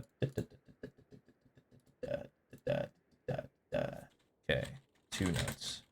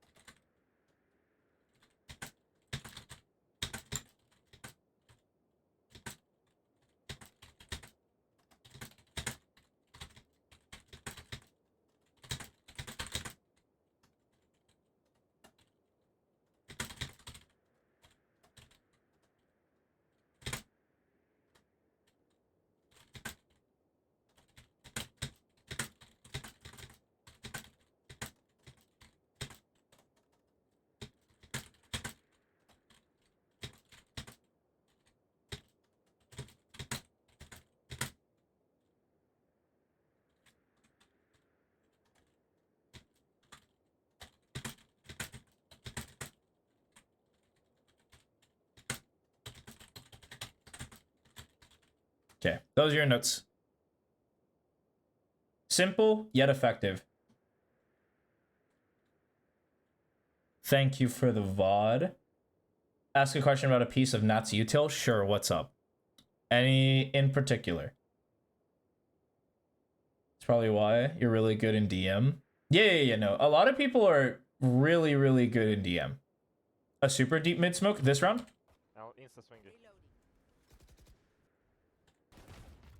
Almost in spawn, you have no idea why. This one? Right here. Yep. So, I want you to... Because he throws this in the pre-round. I'm also Checking the situation. pick there. Yeah. Exactly, Yeah. bro. Right Big there. trainer. I'm not playing so. So in essence, what this play is it's essentially an early split. Because you actually, what they did first round is they did a play similar to this. And what he's doing is he's faking this or conditioning this. He's doing this catwalk smoke so they can scale mid. This one is so they can get into market. And this like recon one is so that like, if anyone's here, they're in major trouble once they hear them running up.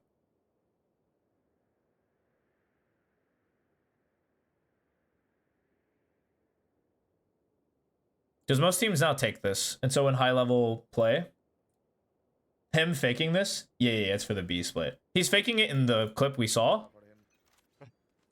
Fucking no. but that's the idea. Without a blocking vision. Taking that back. Concealment. Reloading.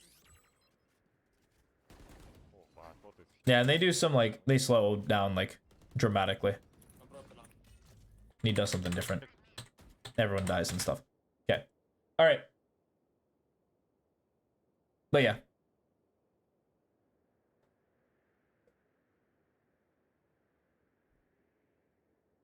That is it for you, King. Implementation of that is going to be rough because you're not used to you're not used to just taking these fights anymore because you're used to doing this a lot and using your utility for the team.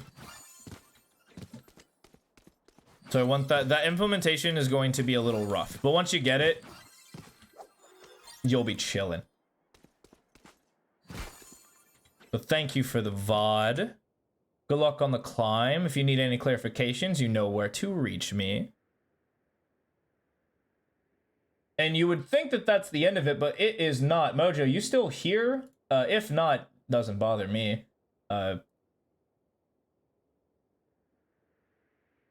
We'll just get it moving. Oh, he didn't actually timestamp it, huh? Yes, sir. He is here. Okay. I have to manually do it. 413.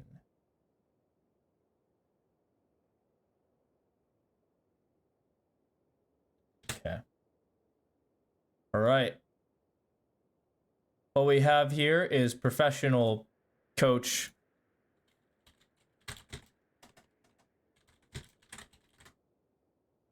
Professional coach, Mojo.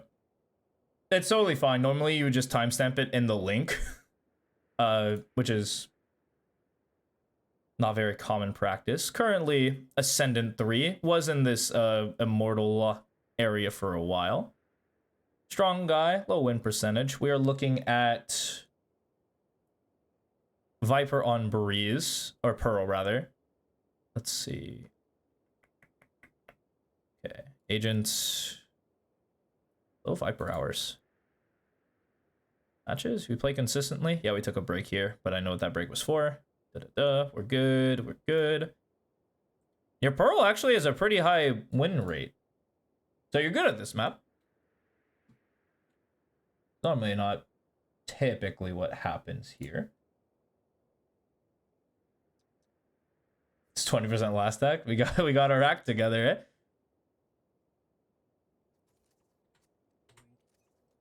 Yeah. Oh, oopsie. Yeah, turn it up just a tad bit.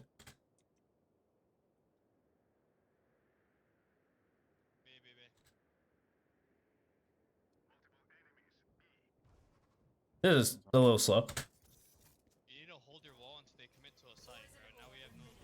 Yeah, she do. You have the orb. Okay. Sat. Who's this guy think he's fucking talking to right now? One's unknown, could be mid. Mid. Hit her once. I mean, we definitely One's take this street, fight. One street.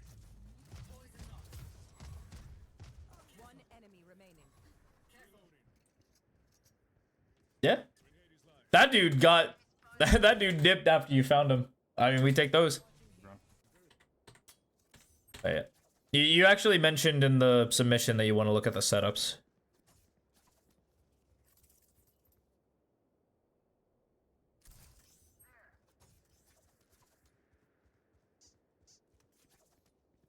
Okay. All right, I got it. That's not a bad wall per se. That one correcting. It's I'll admit that this setup is not ideal, but you are running solo controller Viper. Yeah, your solo wall controller Viper. And any sort of double setup, you are never doing this wall. There's usually some one way for doors that's pretty easy to learn, and you have this wall across. Yeah. That's like the standard. Let me take a quick little gander at what this will look like. I would say this is the barrier. We throw it like this.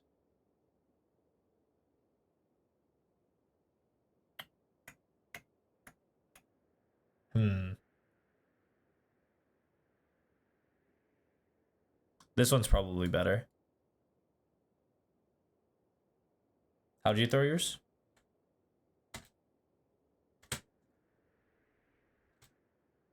So it's diagonal this way.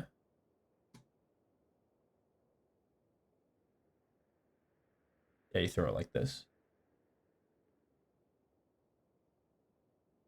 I say it depends on the intention of the team.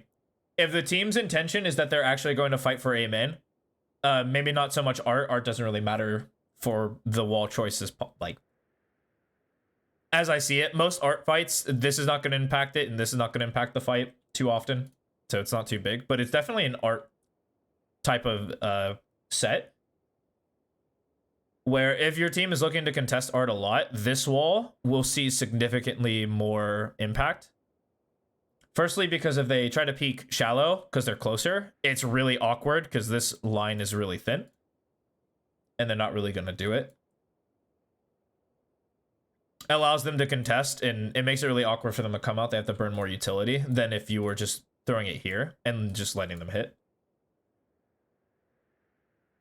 That's the only change I would make to it. I would still throw the wall, don't get me wrong. I would definitely throw a wall. But I say like the one that allows you to contest early A main is typically a lot better. And I would just throw it at the start. And then drop it eventually throughout the round. Because your B-orb is fine. Like once B-orb gets here, that's chilling. Life's good. Yeah, no issues with that. And I'm down for you to play straight. One mid. One towards art. Multiple mid. One here. Man. I think this is a little slow. But we did see that the Astro is willing to lurk. The fact that the Astro is willing to lurk round one is insane. No one else. No one else. He could be in con right now. It is awkward. I would throw the wall up and try to clear con. Like the initial shift seems a little awkward. Like I wouldn't want to hold this because they're threatening art. We can't see it through your map. But we did hear a lot of noise that they were coming this way. And it puts a lot of pressure on us. Because I think your Reyna also leaves. No, your Reyna doesn't leave. So there's a lot less pressure. Okay, chilling. You pushing mid on economic advantage round is insane. Got you. Nothing, right? We take those. You falling off also makes sense. Just call for the wolf again. One's mid. Drop wall. Walling drop. Yeah, I'm down. One enemy remaining. Woo! We take those. Last is here, I Someone think. mid, no? Last one was a mid player, yeah. 30 could be seconds street right now. left.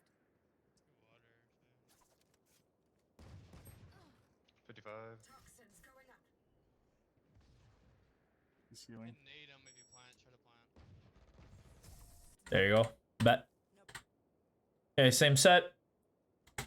I kind of like playing, like, when you have economic disadvantage, especially with a Spectre, playing closer to the door if you're going to play street. Like, I'm down for you to play street, but you playing closer to the door would make a lot more sense because it allows you to make a riskier play if the moment arises, like they call A or they call B. Like, you can make a risky push if you want, or you can catch this late lurking Astra that's kind of playing around here.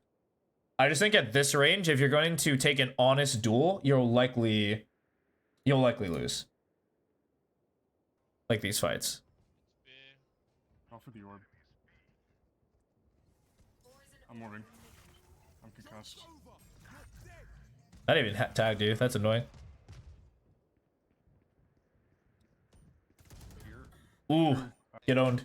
That's All good. Economic disadvantage round. I'm down.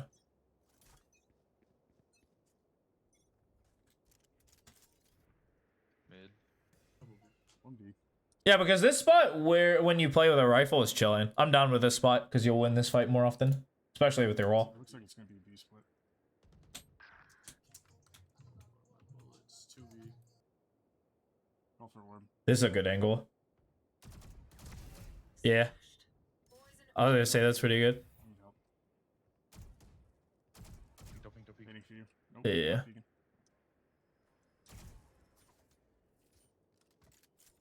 Things left. The orb's going down B main. When they come out, look away too. Ooh, they're pivoting to A. That's annoying. No. Oh wow, they aren't. That's both. That was both. Like, Spike down B. no, you're the one with this guy. No, they have this guy. Wait. Phoenix. Dang, they flashed, fought mid, kept you screens, and then you died. Unfortunate. Well, like like they went hit B. Spike planted. I don't know about. Yep. Last player standing. I hate this. Yeah. One enemy remaining. NT. Eh. Maybe you wait for the orb to come up, then you go into it. But like,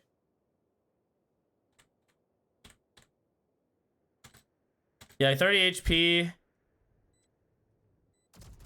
You kill this guy. You're pretty low on time, so it's like you making a riskier move or like a faster decision makes sense to me because you're under pressure. Remaining. Yeah, that like putting the orb up and then you just like playing around your orb and tapping, doing some nonsense there would have been strong.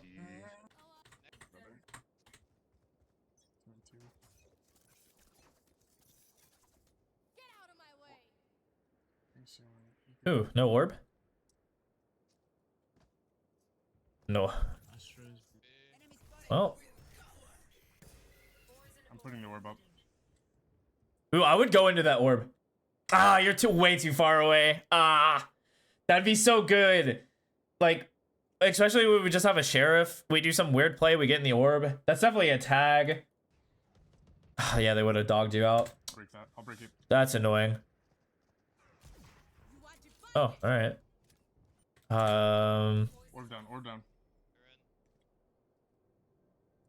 I would come out. Yeah, come out. Oh, Oh, I can't believe you just let your boy like die. Like, here's the moment where I would just go on site. I would be past this wall and I'd probably die. I definitely would die. But I want to be a part of the action. I don't want to let them have full power over me. Because we look at what happens. Once this wall goes down and your orb goes down and everything is like happening. Everything goes about the way. Your Reyna goes out. You kind of just have to go out with your Reyna because this is the best fight you're going to get. And you're not going to get a better one. And the only time you're going to get a better one is there in post plant. Like, this wall goes down. You probably get re-smoked or re-utiled down. There's 20 seconds left, and you're gonna get forced to make like a rush decision. You're gonna lose the fight. Right, it's very unlikely you're gonna get a better fight than you just going out with a Reyna right here. I don't want to peek this wall, brother. I definitely would peek that wall though. Like it's such a risky play, but you got to make it. Back hall stand. They're planning. Yeah, and now it's like physically impossible. Okay, your Jet actually makes a One mid. valiant play. Yeah, you catch this guy. Yeah, I didn't mean to put that up. Hold on. Wait, put orb. Wall down. Orb down. Nice, guys. That's my bad. We're chilling.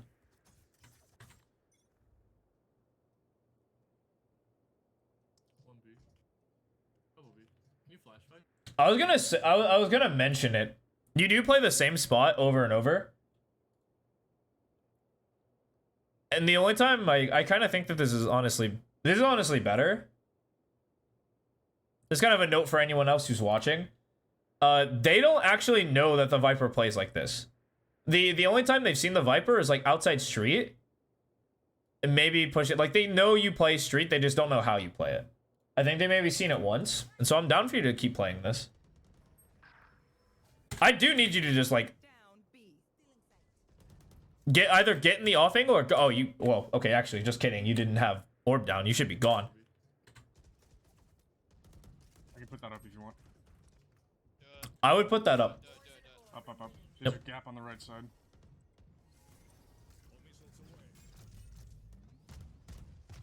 Yep, we tuck the flash. Orb's going Yep. down. They're gonna be on site. Yeah. Yep. Back site. 80 Astra, 40 Phoenix. Yep. Good fight. Bet. Good reset. Good fights. He played that as well as he could. So. They're coming mid, I think. They put a star here. Star and flower, too. Yeah, they're already up. I'm walling up. Joke's over. You're dead. I would run. I would definitely be running here. There's a lot of these like spots where you're playing Wall's super going down, wall's slow. down, wall's down. Like way too slow and way too paranoid. This is fucking 80 on Sky. Especially if you see their lurker. Like think of they're either doing a set play towards mid, where they have like a bunch of flashes that'll come this way, or they're kind of just running it down. And they have a little bit of the late lurkers, but when you see both lurkers or towards A main, and they're making a bunch of noise, there's no way that this is not a rush. So I think you can move a bit more pace. Jet, Like Jet was connector. you do move like way too slowly in these like mid situations. One enemy That's remaining. what What art. is blood doing? Art. It was Down connector. A. Bet you got him though.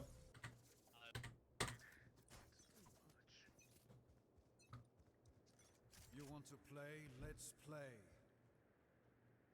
Cross B, cross B. One's mid. Cool. I've got your trail. Yep. Yep. That's a lineup. He needs to go flash through the wall. He's con. He needs to be through con. Absolutely. This guy's in connector for sure. 1 billion %. This is a good read. This, Careful connector here. Orbing up. you can drop it. Dropping. Could be through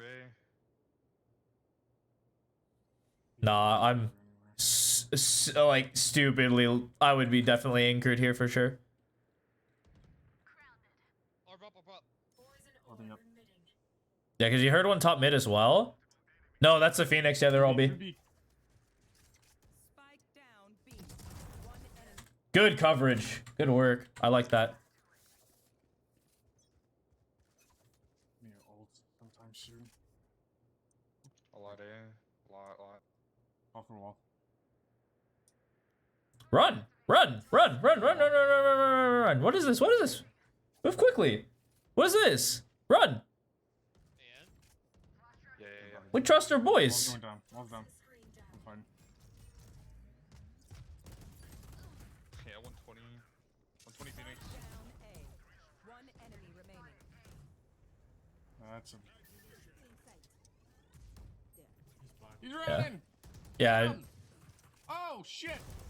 Then you got him. Good, easy trade. they just didn't.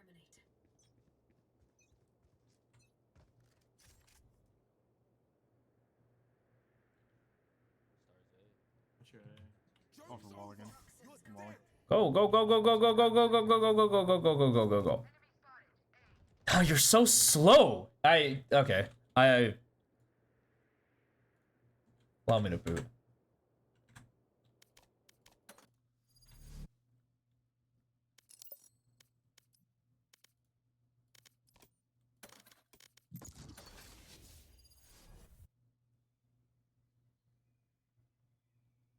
My initial interpretation, especially when you're playing Viper on this map, on these slow rotates, is like you're worried about the some lurker getting the god timing on you.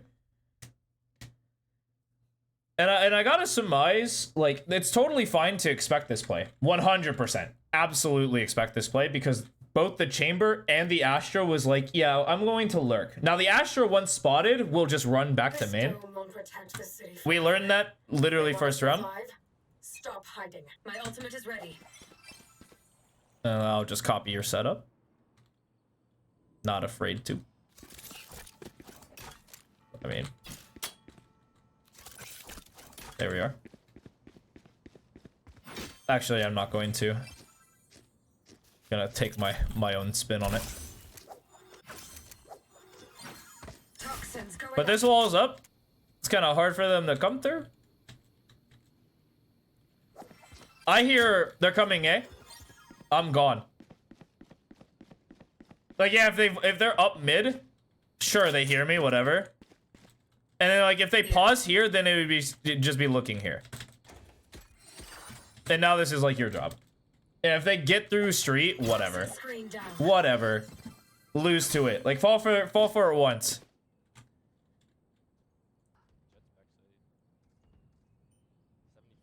Especially when it feels like they're just hitting. Spike planted. Okay. This ain't good. 65 in Phoenix main, and then 40 Astra, nice. Got him. Okay. Little fun tip. If you're ever pulling out, like, this is the easiest way to hit the snake mic. You do the jump throw. It's super easy to hit. Unless you mess up and not aim at the floor. Good night. Can hit that pretty consistently. Or if you don't feel like doing the jump, it's always jump spot or like jiggle with utility. It's never run forward. You kind of got the gist. What am I doing? Yeah, you know. You know. You said, what is this? What? That isn't you.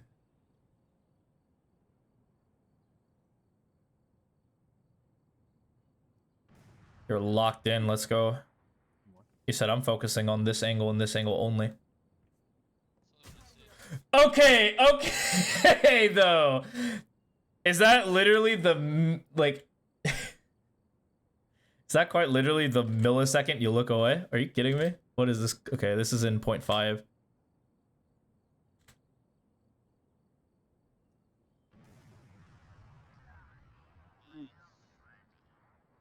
You look at the minimap, you're back here.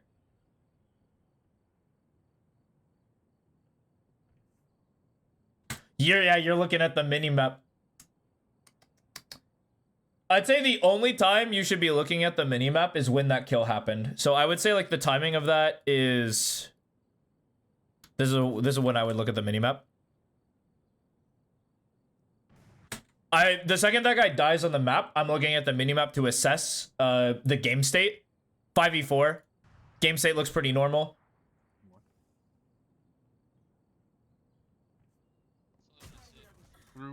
You looked at minimap because Reyna had ult behind you, thought you were gonna double up.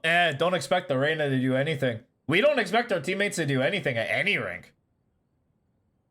Because everyone has a wildly different view on how they think they should approach the game. And there's no way that, like, the Reyna in the 5v4 is going to recognize that you guys doubling up street because the lurker's coming is very likely. And if you called, hey, Reyna, double up with me, I'm gonna untuck, we swing together. I think there's someone gonna come late. Then chilling. Street. I went to look at my mini map because it's. He's just walking around. That doesn't matter. Like the game state doesn't change when the Reyna is like moving about. The game state changed when that kill happened. And once that kill happened, yeah, I'd look and then I'd unlook. And then you don't care about the rest of it. If they were coming up B, they would let you know. Or like people would die. And I think you lose this round because of it. Or just kidding. Bailed out. This guy is AFK.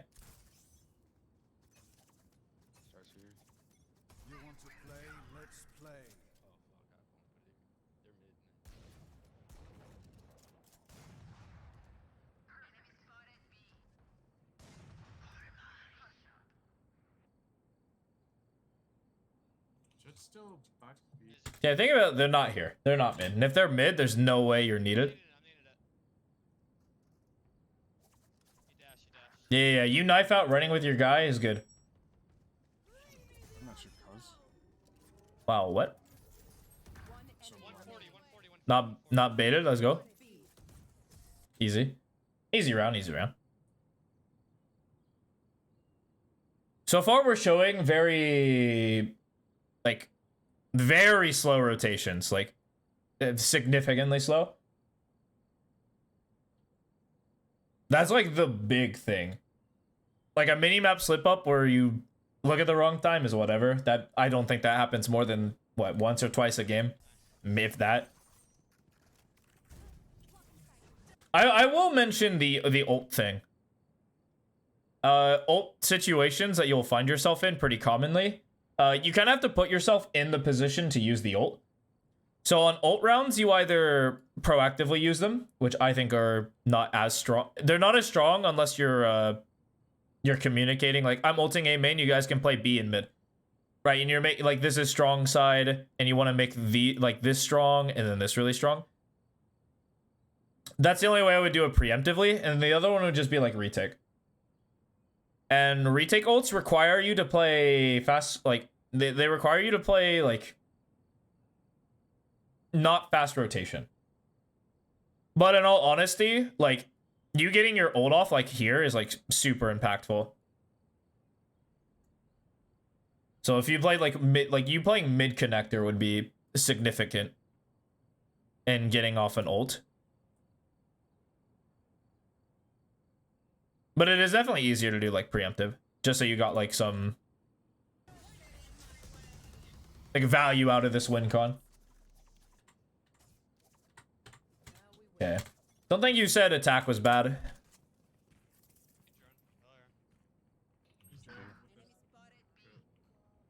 Eagle on my buddy. Walling. Yo, I'll take a free eagle. Yeah. Well done, well done, well done, well done. Hall. 2 hall, 2 hall. I'm mollied off. Oh my goodness. Wall up, wall up.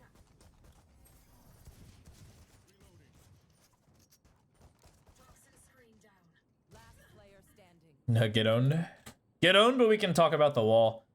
We'll talk util here real quick. I'm actually down to not do this orb anymore. It seems weaker. If you were able to pick it up, different case study, different story.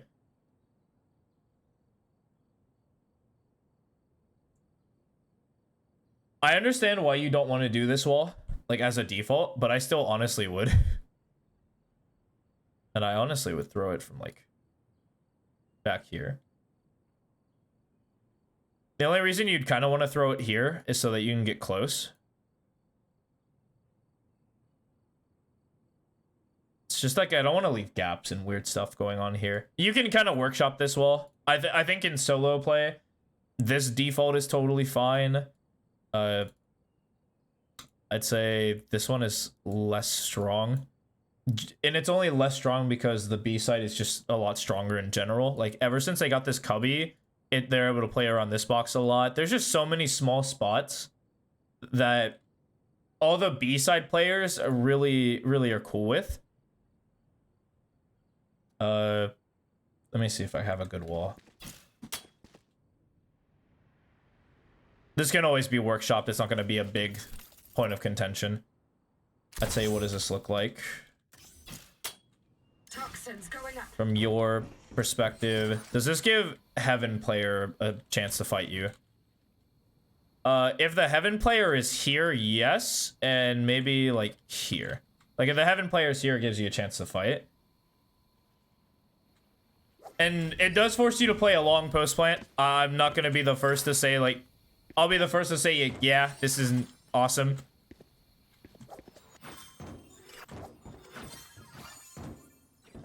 But the closer you are to the wall, the more unlikely it is for the guy to fight you, so you can just always look there. Like you like clear this guy, clear this guy. Toxin screen down. I'd say in comparison, the wall that you threw, what was it, this one? Just off the rotators. It's just like, because it's a hard site to hit, it's like, oh wow, that doesn't even get everything. Screen down. So I need to be lower. Can you get high and low at the same time? Has to be right here, yeah? Toxins going up. Yeah, there you go.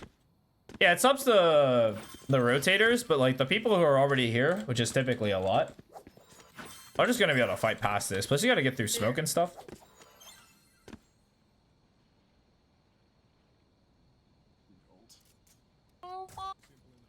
Just line up for here. My orb. Okay. This one? I think it's this one. Let's pray. Did you pray today? It's a pretty cool lineup.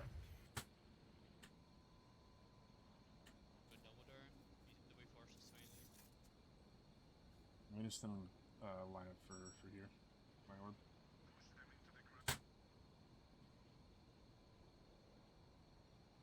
Toxin screen down. Hold on, don't mind me. I'm actually just kind of a vulture.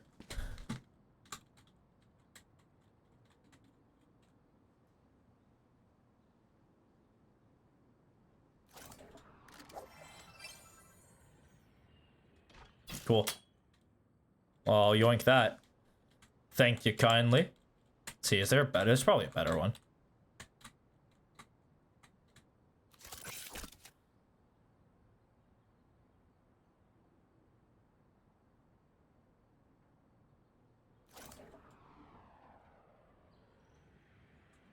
No.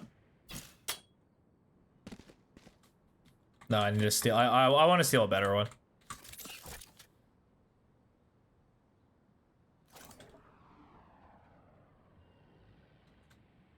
Nah. So even further up, huh? Sorry, don't mind me. I'll finish quickly. I'm just being a dirty thief.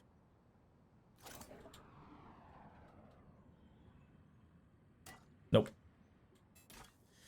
Okay, this is gonna be a tight squeeze, eh?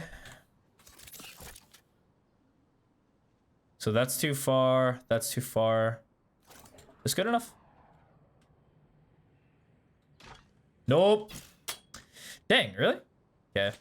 We found the range.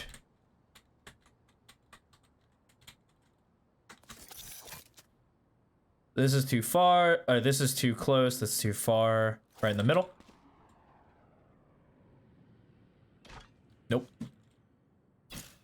Okay. I'll mess around with this later. I'm stealing that though. Thank you for your service.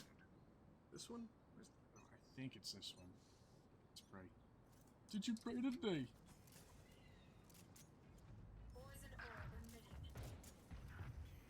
Oh, why didn't you fight with cousin?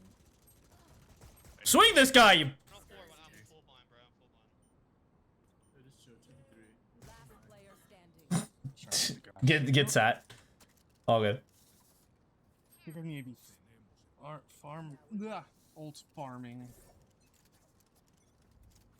You have nothing to fight this. That's the only problem is like there's kind of terrible. That person needs to die. These people need to die. Close. I'm blind.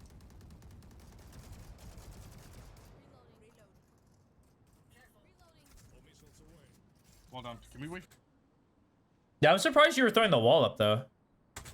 Like you throwing the wall up here doesn't make sense to me.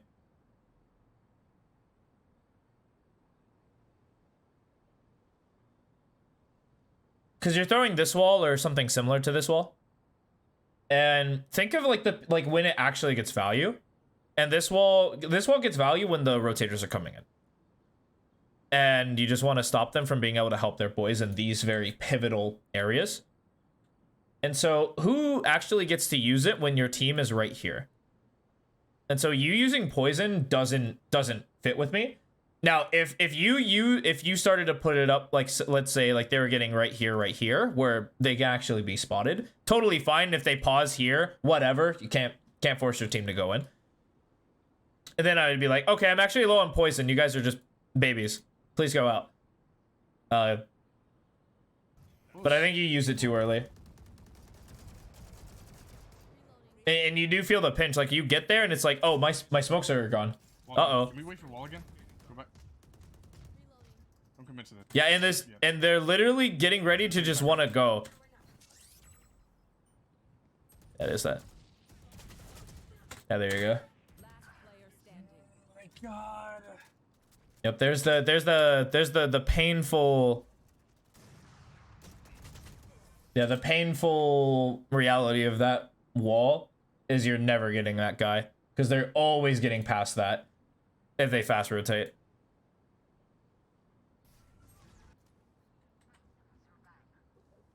Hide from util and then take space A. What do they use? Oh, fast flash, I see. You saw nothing on the flash. Yeah, walk. Gamble this. I would totally gamble this. You guys have not lurked yet. This is where I would actually be knife out. If you know they have a condition and their reaction to the condition is to go B, because this guy flashes, he's nothing. You guys are mid, this guy's art. I'll find one. No worries, no worries, no worries. I will get that lineup, don't worry. But this is where I would actually just be knife out. And then maybe if I want to wrap them art. Good night. Good night. Good night. Anyway. When I would notice it, or I'd come this way, they're dead for sure. Because there's no way they're expecting me to walk all the way through A. I think the way we're approaching this is still a little too slow.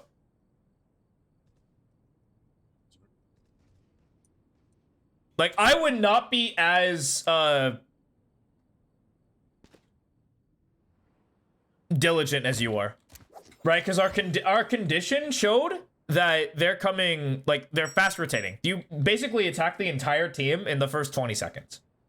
And so if this flash sees nothing A main, because the E flash is here, they should get posted up, but they're not. They're just immediately running.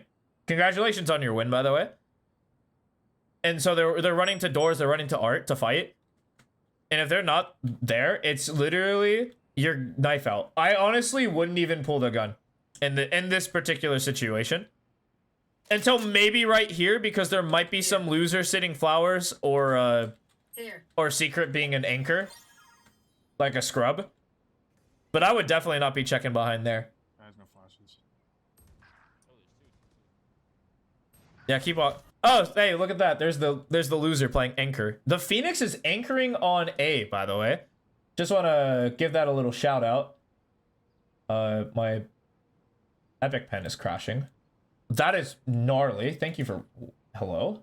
Hello? Hello? Hello? There we go. Yeah, but this loser's just sitting here. Doing nothing. You're Phoenix, by the way, who's been fast running this entire game. Why are you still here? You haven't lurked at all this game.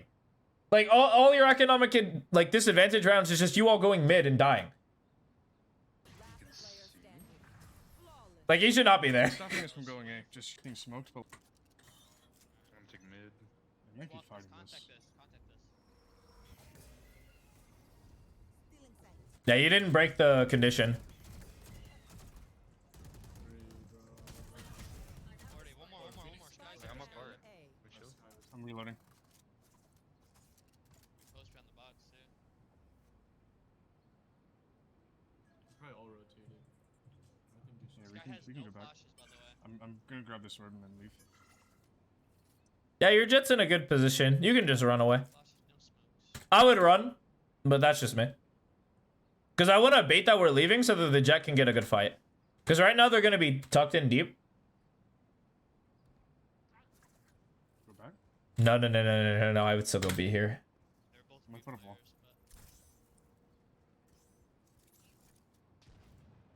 players, but I'm putting up that wall. Nothing for dugout. You just got tagged by that? One could be flank. I'm gonna put wall's gonna go. No, can't be. down. Could be. There's a jet. You mean? The other two are one shot. You should play soon. I just hit on bomb. Yeah, I'm done. I'm down. Yeah, take your fight. Got your damage up. On the chamber. Last player standing. 40 on jet. One enemy remaining. This one's opera, no? Oof. you can flank with this wall, bro. That's tough. It's the biggest micromanager. It's kind of annoying. Wall's going up. I can put orb up in a second. Wait. I'm putting shit up. Backside one. I'm sucked. I can't see shit. Ooh. Right off. Well. The second you didn't beat it, yeah, it's kind of annoying. But the second you don't beat the suck and you just don't come out, it's like okay. Both stuck. All right, sure. Secret. I'm taking this. I mean, We you have ult, yeah.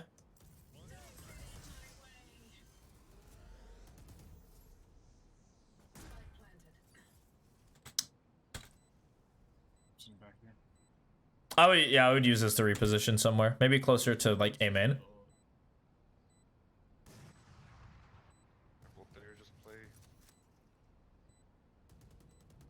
I mean, you even planted it open. I'm totally also down for you to just come this way and not like play off of. Actually, you threw away your. I mean, you have a lot of win cons this game. You staying in this is totally fine. Last player standing. Yeah, end result. Yeah, beat yourself over it, but it's fine.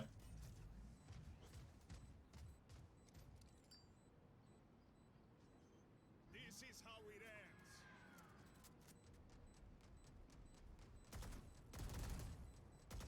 ends. This guy's afraid too. What's happening right now? What's in the cannon?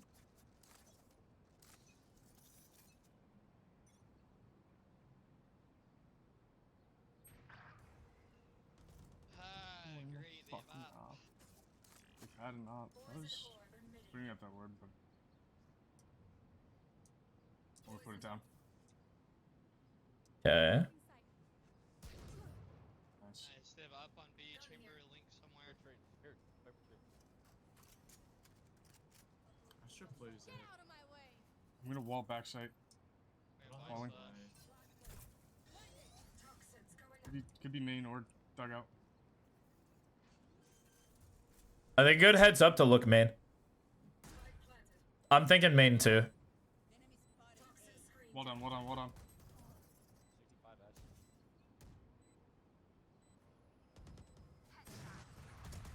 Last player standing. 80 Astra. That's a tough fight to lose. Especially if you knew that's tough. You want to play? Let's play. Locating target.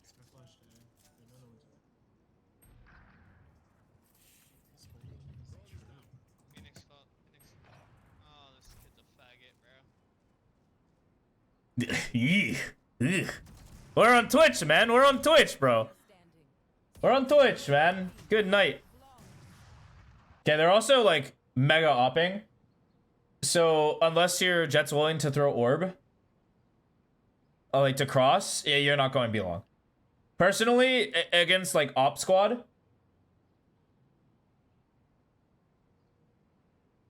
if you got a orb for right here, I don't care how you throw it or where you throw it from, as long as it lands there and it keeps landing there. You really do just kind of have to work mid. Like doors, threaten art. Like the mains are going to be absolutely impossible. Cause you lack a lot of strong flashes. Like Vise is good and all, but it's not great. Our heads suck. Yeah, this guy always flashes this. The fact that we're not dodging, it's pretty... Or trying to bait it and then like going back B. Or go back mid or something like that. Seems kind of annoying. Everyone's close to main. I've got your trail. What in I'm not putting God's... smoke main. I don't have the wall down. I'm putting wall up. Okay, there's a lack of variability in your play. And here's how I want to fix this. If there's no set smoke you have for Viper, I kind of want you to get good at winging it. I know you have this swaggy lineup where you throw a wall, you have like a lineup for secret. But in all honesty, if you just get here, throw like a wall like this, like whatever happens, happens, you feel? And then you just orb flower. Yeah, I know you're giving up like art smoke, but we don't need it because we just did a split through mid. If you're ever like the A player, it would just be so much more effective if you just threw that stuff quickly. It landed in a spot that has impact, and then you just came out and you're with the squad. Because I really, Backside, backside. yeah, at the end of the day, Done, dude. Spike Dirty. down A. 80 One sky. enemy remaining. easy. We got him. It's a fag. Toxins going up. Toxin screen down. Good patience on this like play though. I'm down for the risk. I'm down to walk flowers here. Bring wall back up. I don't think... I'm not fighting it. Nice. I don't... This is either because... I was surprised you were checking dugout. Like, if he was dugout, they would have swung already. And we knew the last guy had an op. one person can get just traded out immediately. Or like one person could just die. I would have walked A. I would have walked A right there. I Whatever. have no idea what to do. But I'm down to go mid. I think this is how you counter this like big op stuff. You force them to like move around a bit. And if you go mid, you slow down their rotations and they have to play retake with like ops. Which is so good for you. But the thing about not having anyone A main or not having like any sort of like late pressure A main is that what this team is likely going to do is, and it's what the Astra did last round or last time you did this. They're just gonna go A main and they're gonna chill. Chamber. Try to look for a deep fight and then reswing. 130 sky. Nice. Trade. Chamber's connector. Spike down A. Oof. What a shot. I'm down for you to take this fight. Enemy remaining. Last one unknown. Spawn. Good shot. Yeah. Got him.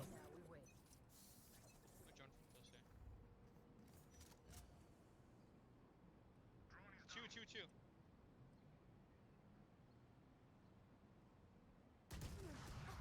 Nice. Go fast. It's 2A. I'm putting safe wall. They could be backside. Falling up now. Good wall timing. I'm gonna plan for long. Get the fuck out the way!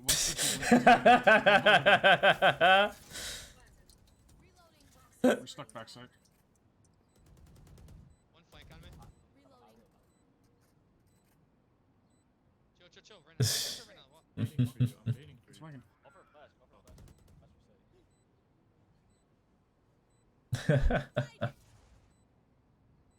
It's actually good that you played backside. That fucked me so bad. Gills body. One enemy remaining. Nice. Okay. Got I him. think he an op.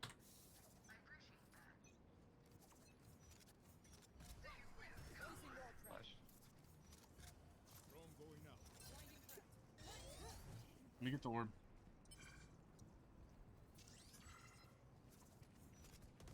Man, is there not just like a good wall you can throw when you run up?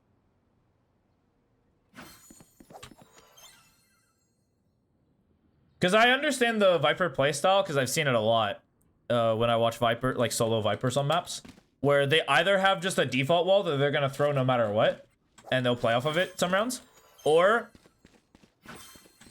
some players are actually crazy enough to get into these kind of spots and just go like, sure. Toxins going up. And they have something like this. I can't wing it because I don't know the good one. Toxins I'm sure going there's a down. better one. Like it's kind of like this or something like that. Toxins going up. That seems kind of better. But like being able to run up, throw a quick wall, and just get an early plant down is just so impactful. Instead of trying to set up for like a perfect wall that covers multiple spots at once. And something that could be, and if you're willing to go for it, I'm down for you to do some crazy stuff. Like a wall like this. Toxins going up. Just so you can get with the team faster. Because you can still plant the spike and then you have ult.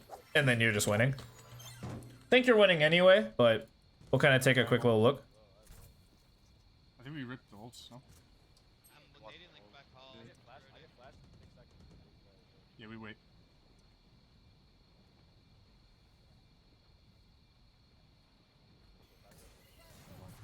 Oops. Falling up. 3 ult. 1-7. Wait for all. I'm getting fucked through smoke, bro. Got him. There's WinCon. I would not plant safe though. Like I would try to. I would just try to walk at them at this point.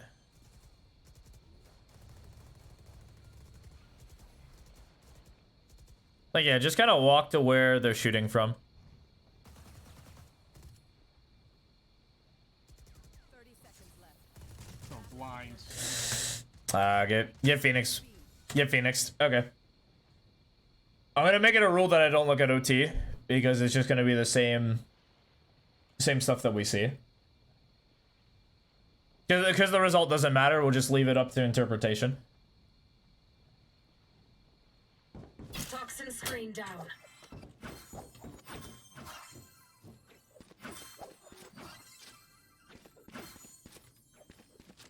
Of your 2 notes, I'm going to spread them from attack and defense. And we'll just go through it really quickly. On defense, you are very, very, very slow. And to the point where every other minute, small mistake that you make that I would actually normally criticize since you're an immortal level player, it's kind of trivialized. I don't need to show it. But the fact that there are rounds where you don't just run. And the problem I know is because you're hyper aware.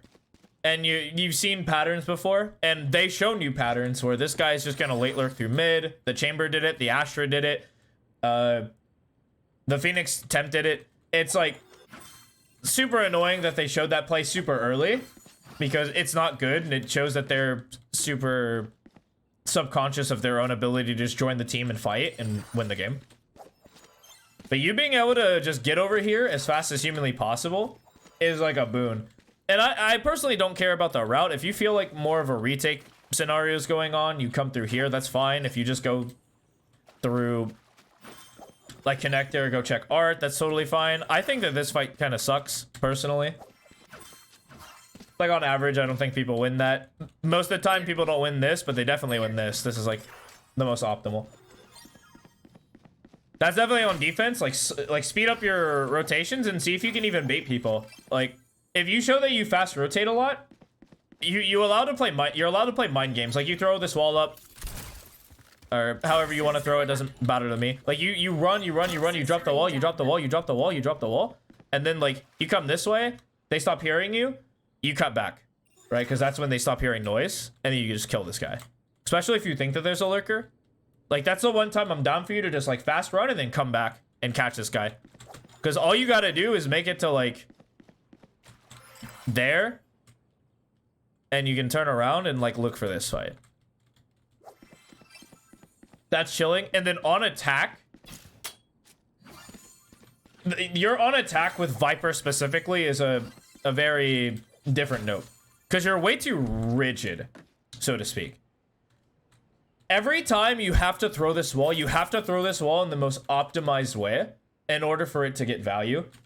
Or in a predefined correct way. So like you have that, I'm sure there's some... hold on. I'm sure there's some cool lineup here. Yeah, you just throw it right there. It lands exactly where I want it to. Yeah, you have like the lineups. It's all good and all. And this is pretty much perfect. You have a better one, I'm sure. But the idea is that like when it hits the fan and you don't have a default setup to reliably go to, you have to be a lot more flexible. So when you're main, they're doing a split, you just gotta have to let this rip. Jump spot this. Chuck it. And chuck it better than me. Right? This is just an idea. I'm sure like you chuck it like that, life's good. Maybe not even. That seems kind of bad. Yeah, there's a gap. But you kind of get the gist. There should be some level of just flexibility when it comes to using our utility and just being out and hitting the site. Because there are... The moments I'm kind of noticing, specifically with your Viper, is that there's just this small timing where you're trying to get this perfect utility. Bring it back over to B. B's another one you do a lot. Where you'll get to this point, and because it's not a defaulted wall, it's really hard to just kind of throw. Like, you come out here, you're wide, and you have to run all the way back here, get yourself out of the play, throw this perfect wall. Then now you're committing to the play. It's like...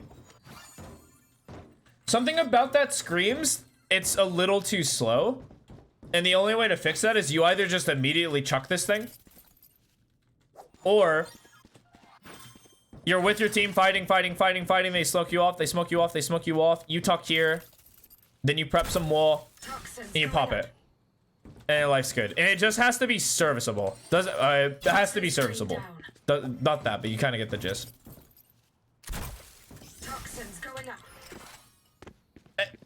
You kind of get the gist, but it has to be better than me.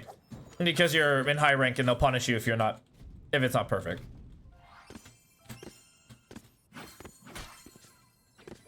But those are the two things I would definitely work on. Mechanically, you're fine. Yeah, there's some small, minute things we can fix, but more often than not, you're looking pretty good mechanically. You're looking good, like, your understanding of the game is fine. Just a little bit of the cleanup.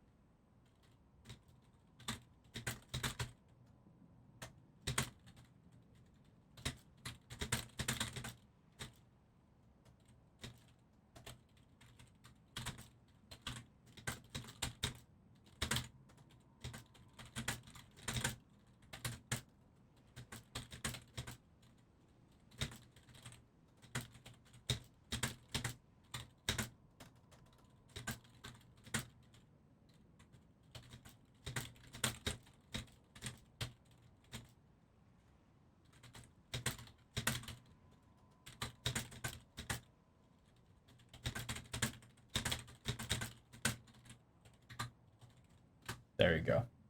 All right, those are your notes. Thank you so much for the VOD. Appreciate you. Are running a bit behind. I did take a little bit too long on the first VOD for sure, and then got a little sidetracked. I am gonna get a little sidetracked again because I do want to take a look at what this heat map means.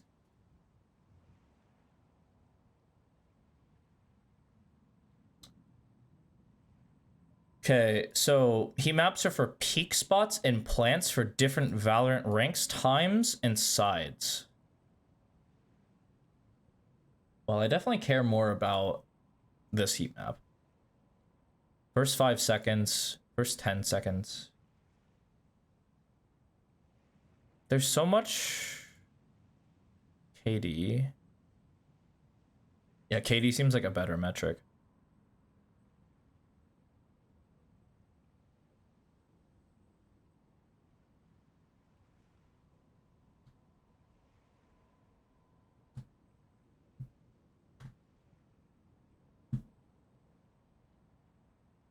This is like telling you what engagements are strong early. Like first 5 seconds, yeah, they're at the choke. Like, and they're all fairly okay. Apparently this one's really strong.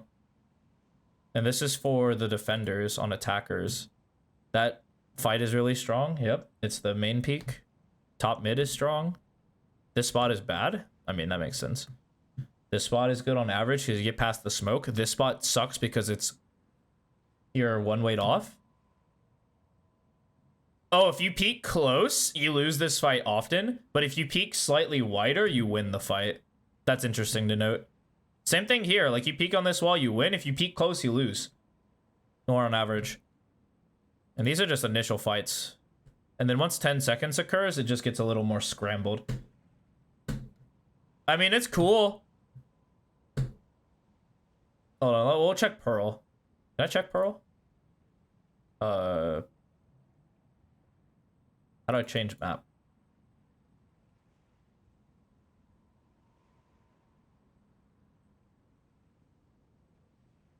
Okay, so I'm glad that there are details. Holy moly.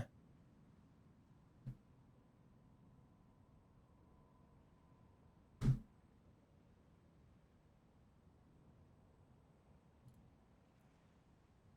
I have to...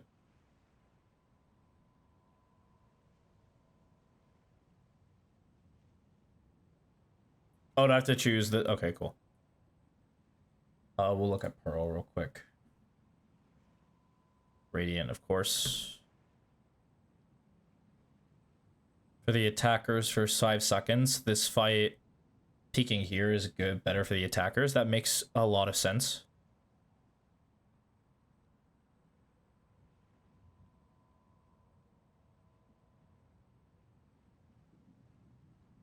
Everything else is just kind of weak. I guess this is more defender-sided. What about first 10 seconds? This fight's kind of strong, relatively. Not really. All these fights kind of suck. This fight's strong, I guess, if you're there for 10 seconds. You're holding. Wow, attack sucks, huh? This defender fight is pretty good, huh? This defender fight is pretty good. On average, really? I think if you step out, you lose more to this guy. This fight's pretty common. This fight's common.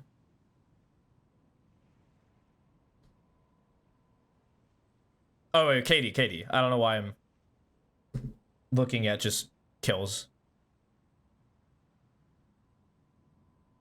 Yeah, if you play like an off angle, you'll win that more. If you play up here, you'll win this fight more. This fight's pretty good. This fight's pretty good. This fight's pretty bad. Like, you're close to the wall. This fight sucks, huh? This fight's good. This fight's good. This fight's good. This fight's really good. True. I can't believe this fight's really good. I feel like that gets cleared often. Because it's better for some agents than others. Like, definitely like a Yoru play.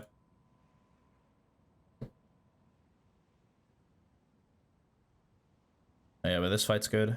That up fight. The other fight's good. Like, this is like, they just don't take these enough, huh?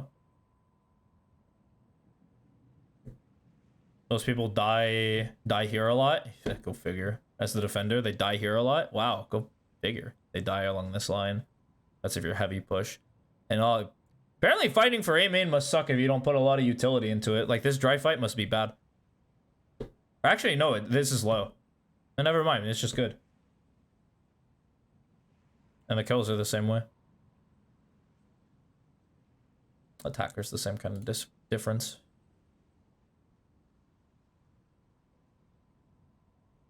Alright, okay, I got my stat fill for the night. I want to thank you guys so much for watching. Again, thank you for the VOD submitted. If anyone else wants to submit a VOD, you can do so in my Discord. You can join that exclamation Discord. Join the Discord, read the VOD submission rule, submit a VOD before 7 p.m. Eastern.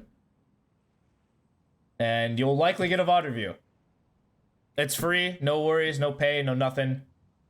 We trust in the process and we get better. So again, thank you so much. Good luck on the climb. I'll catch you guys next time. Bye-bye.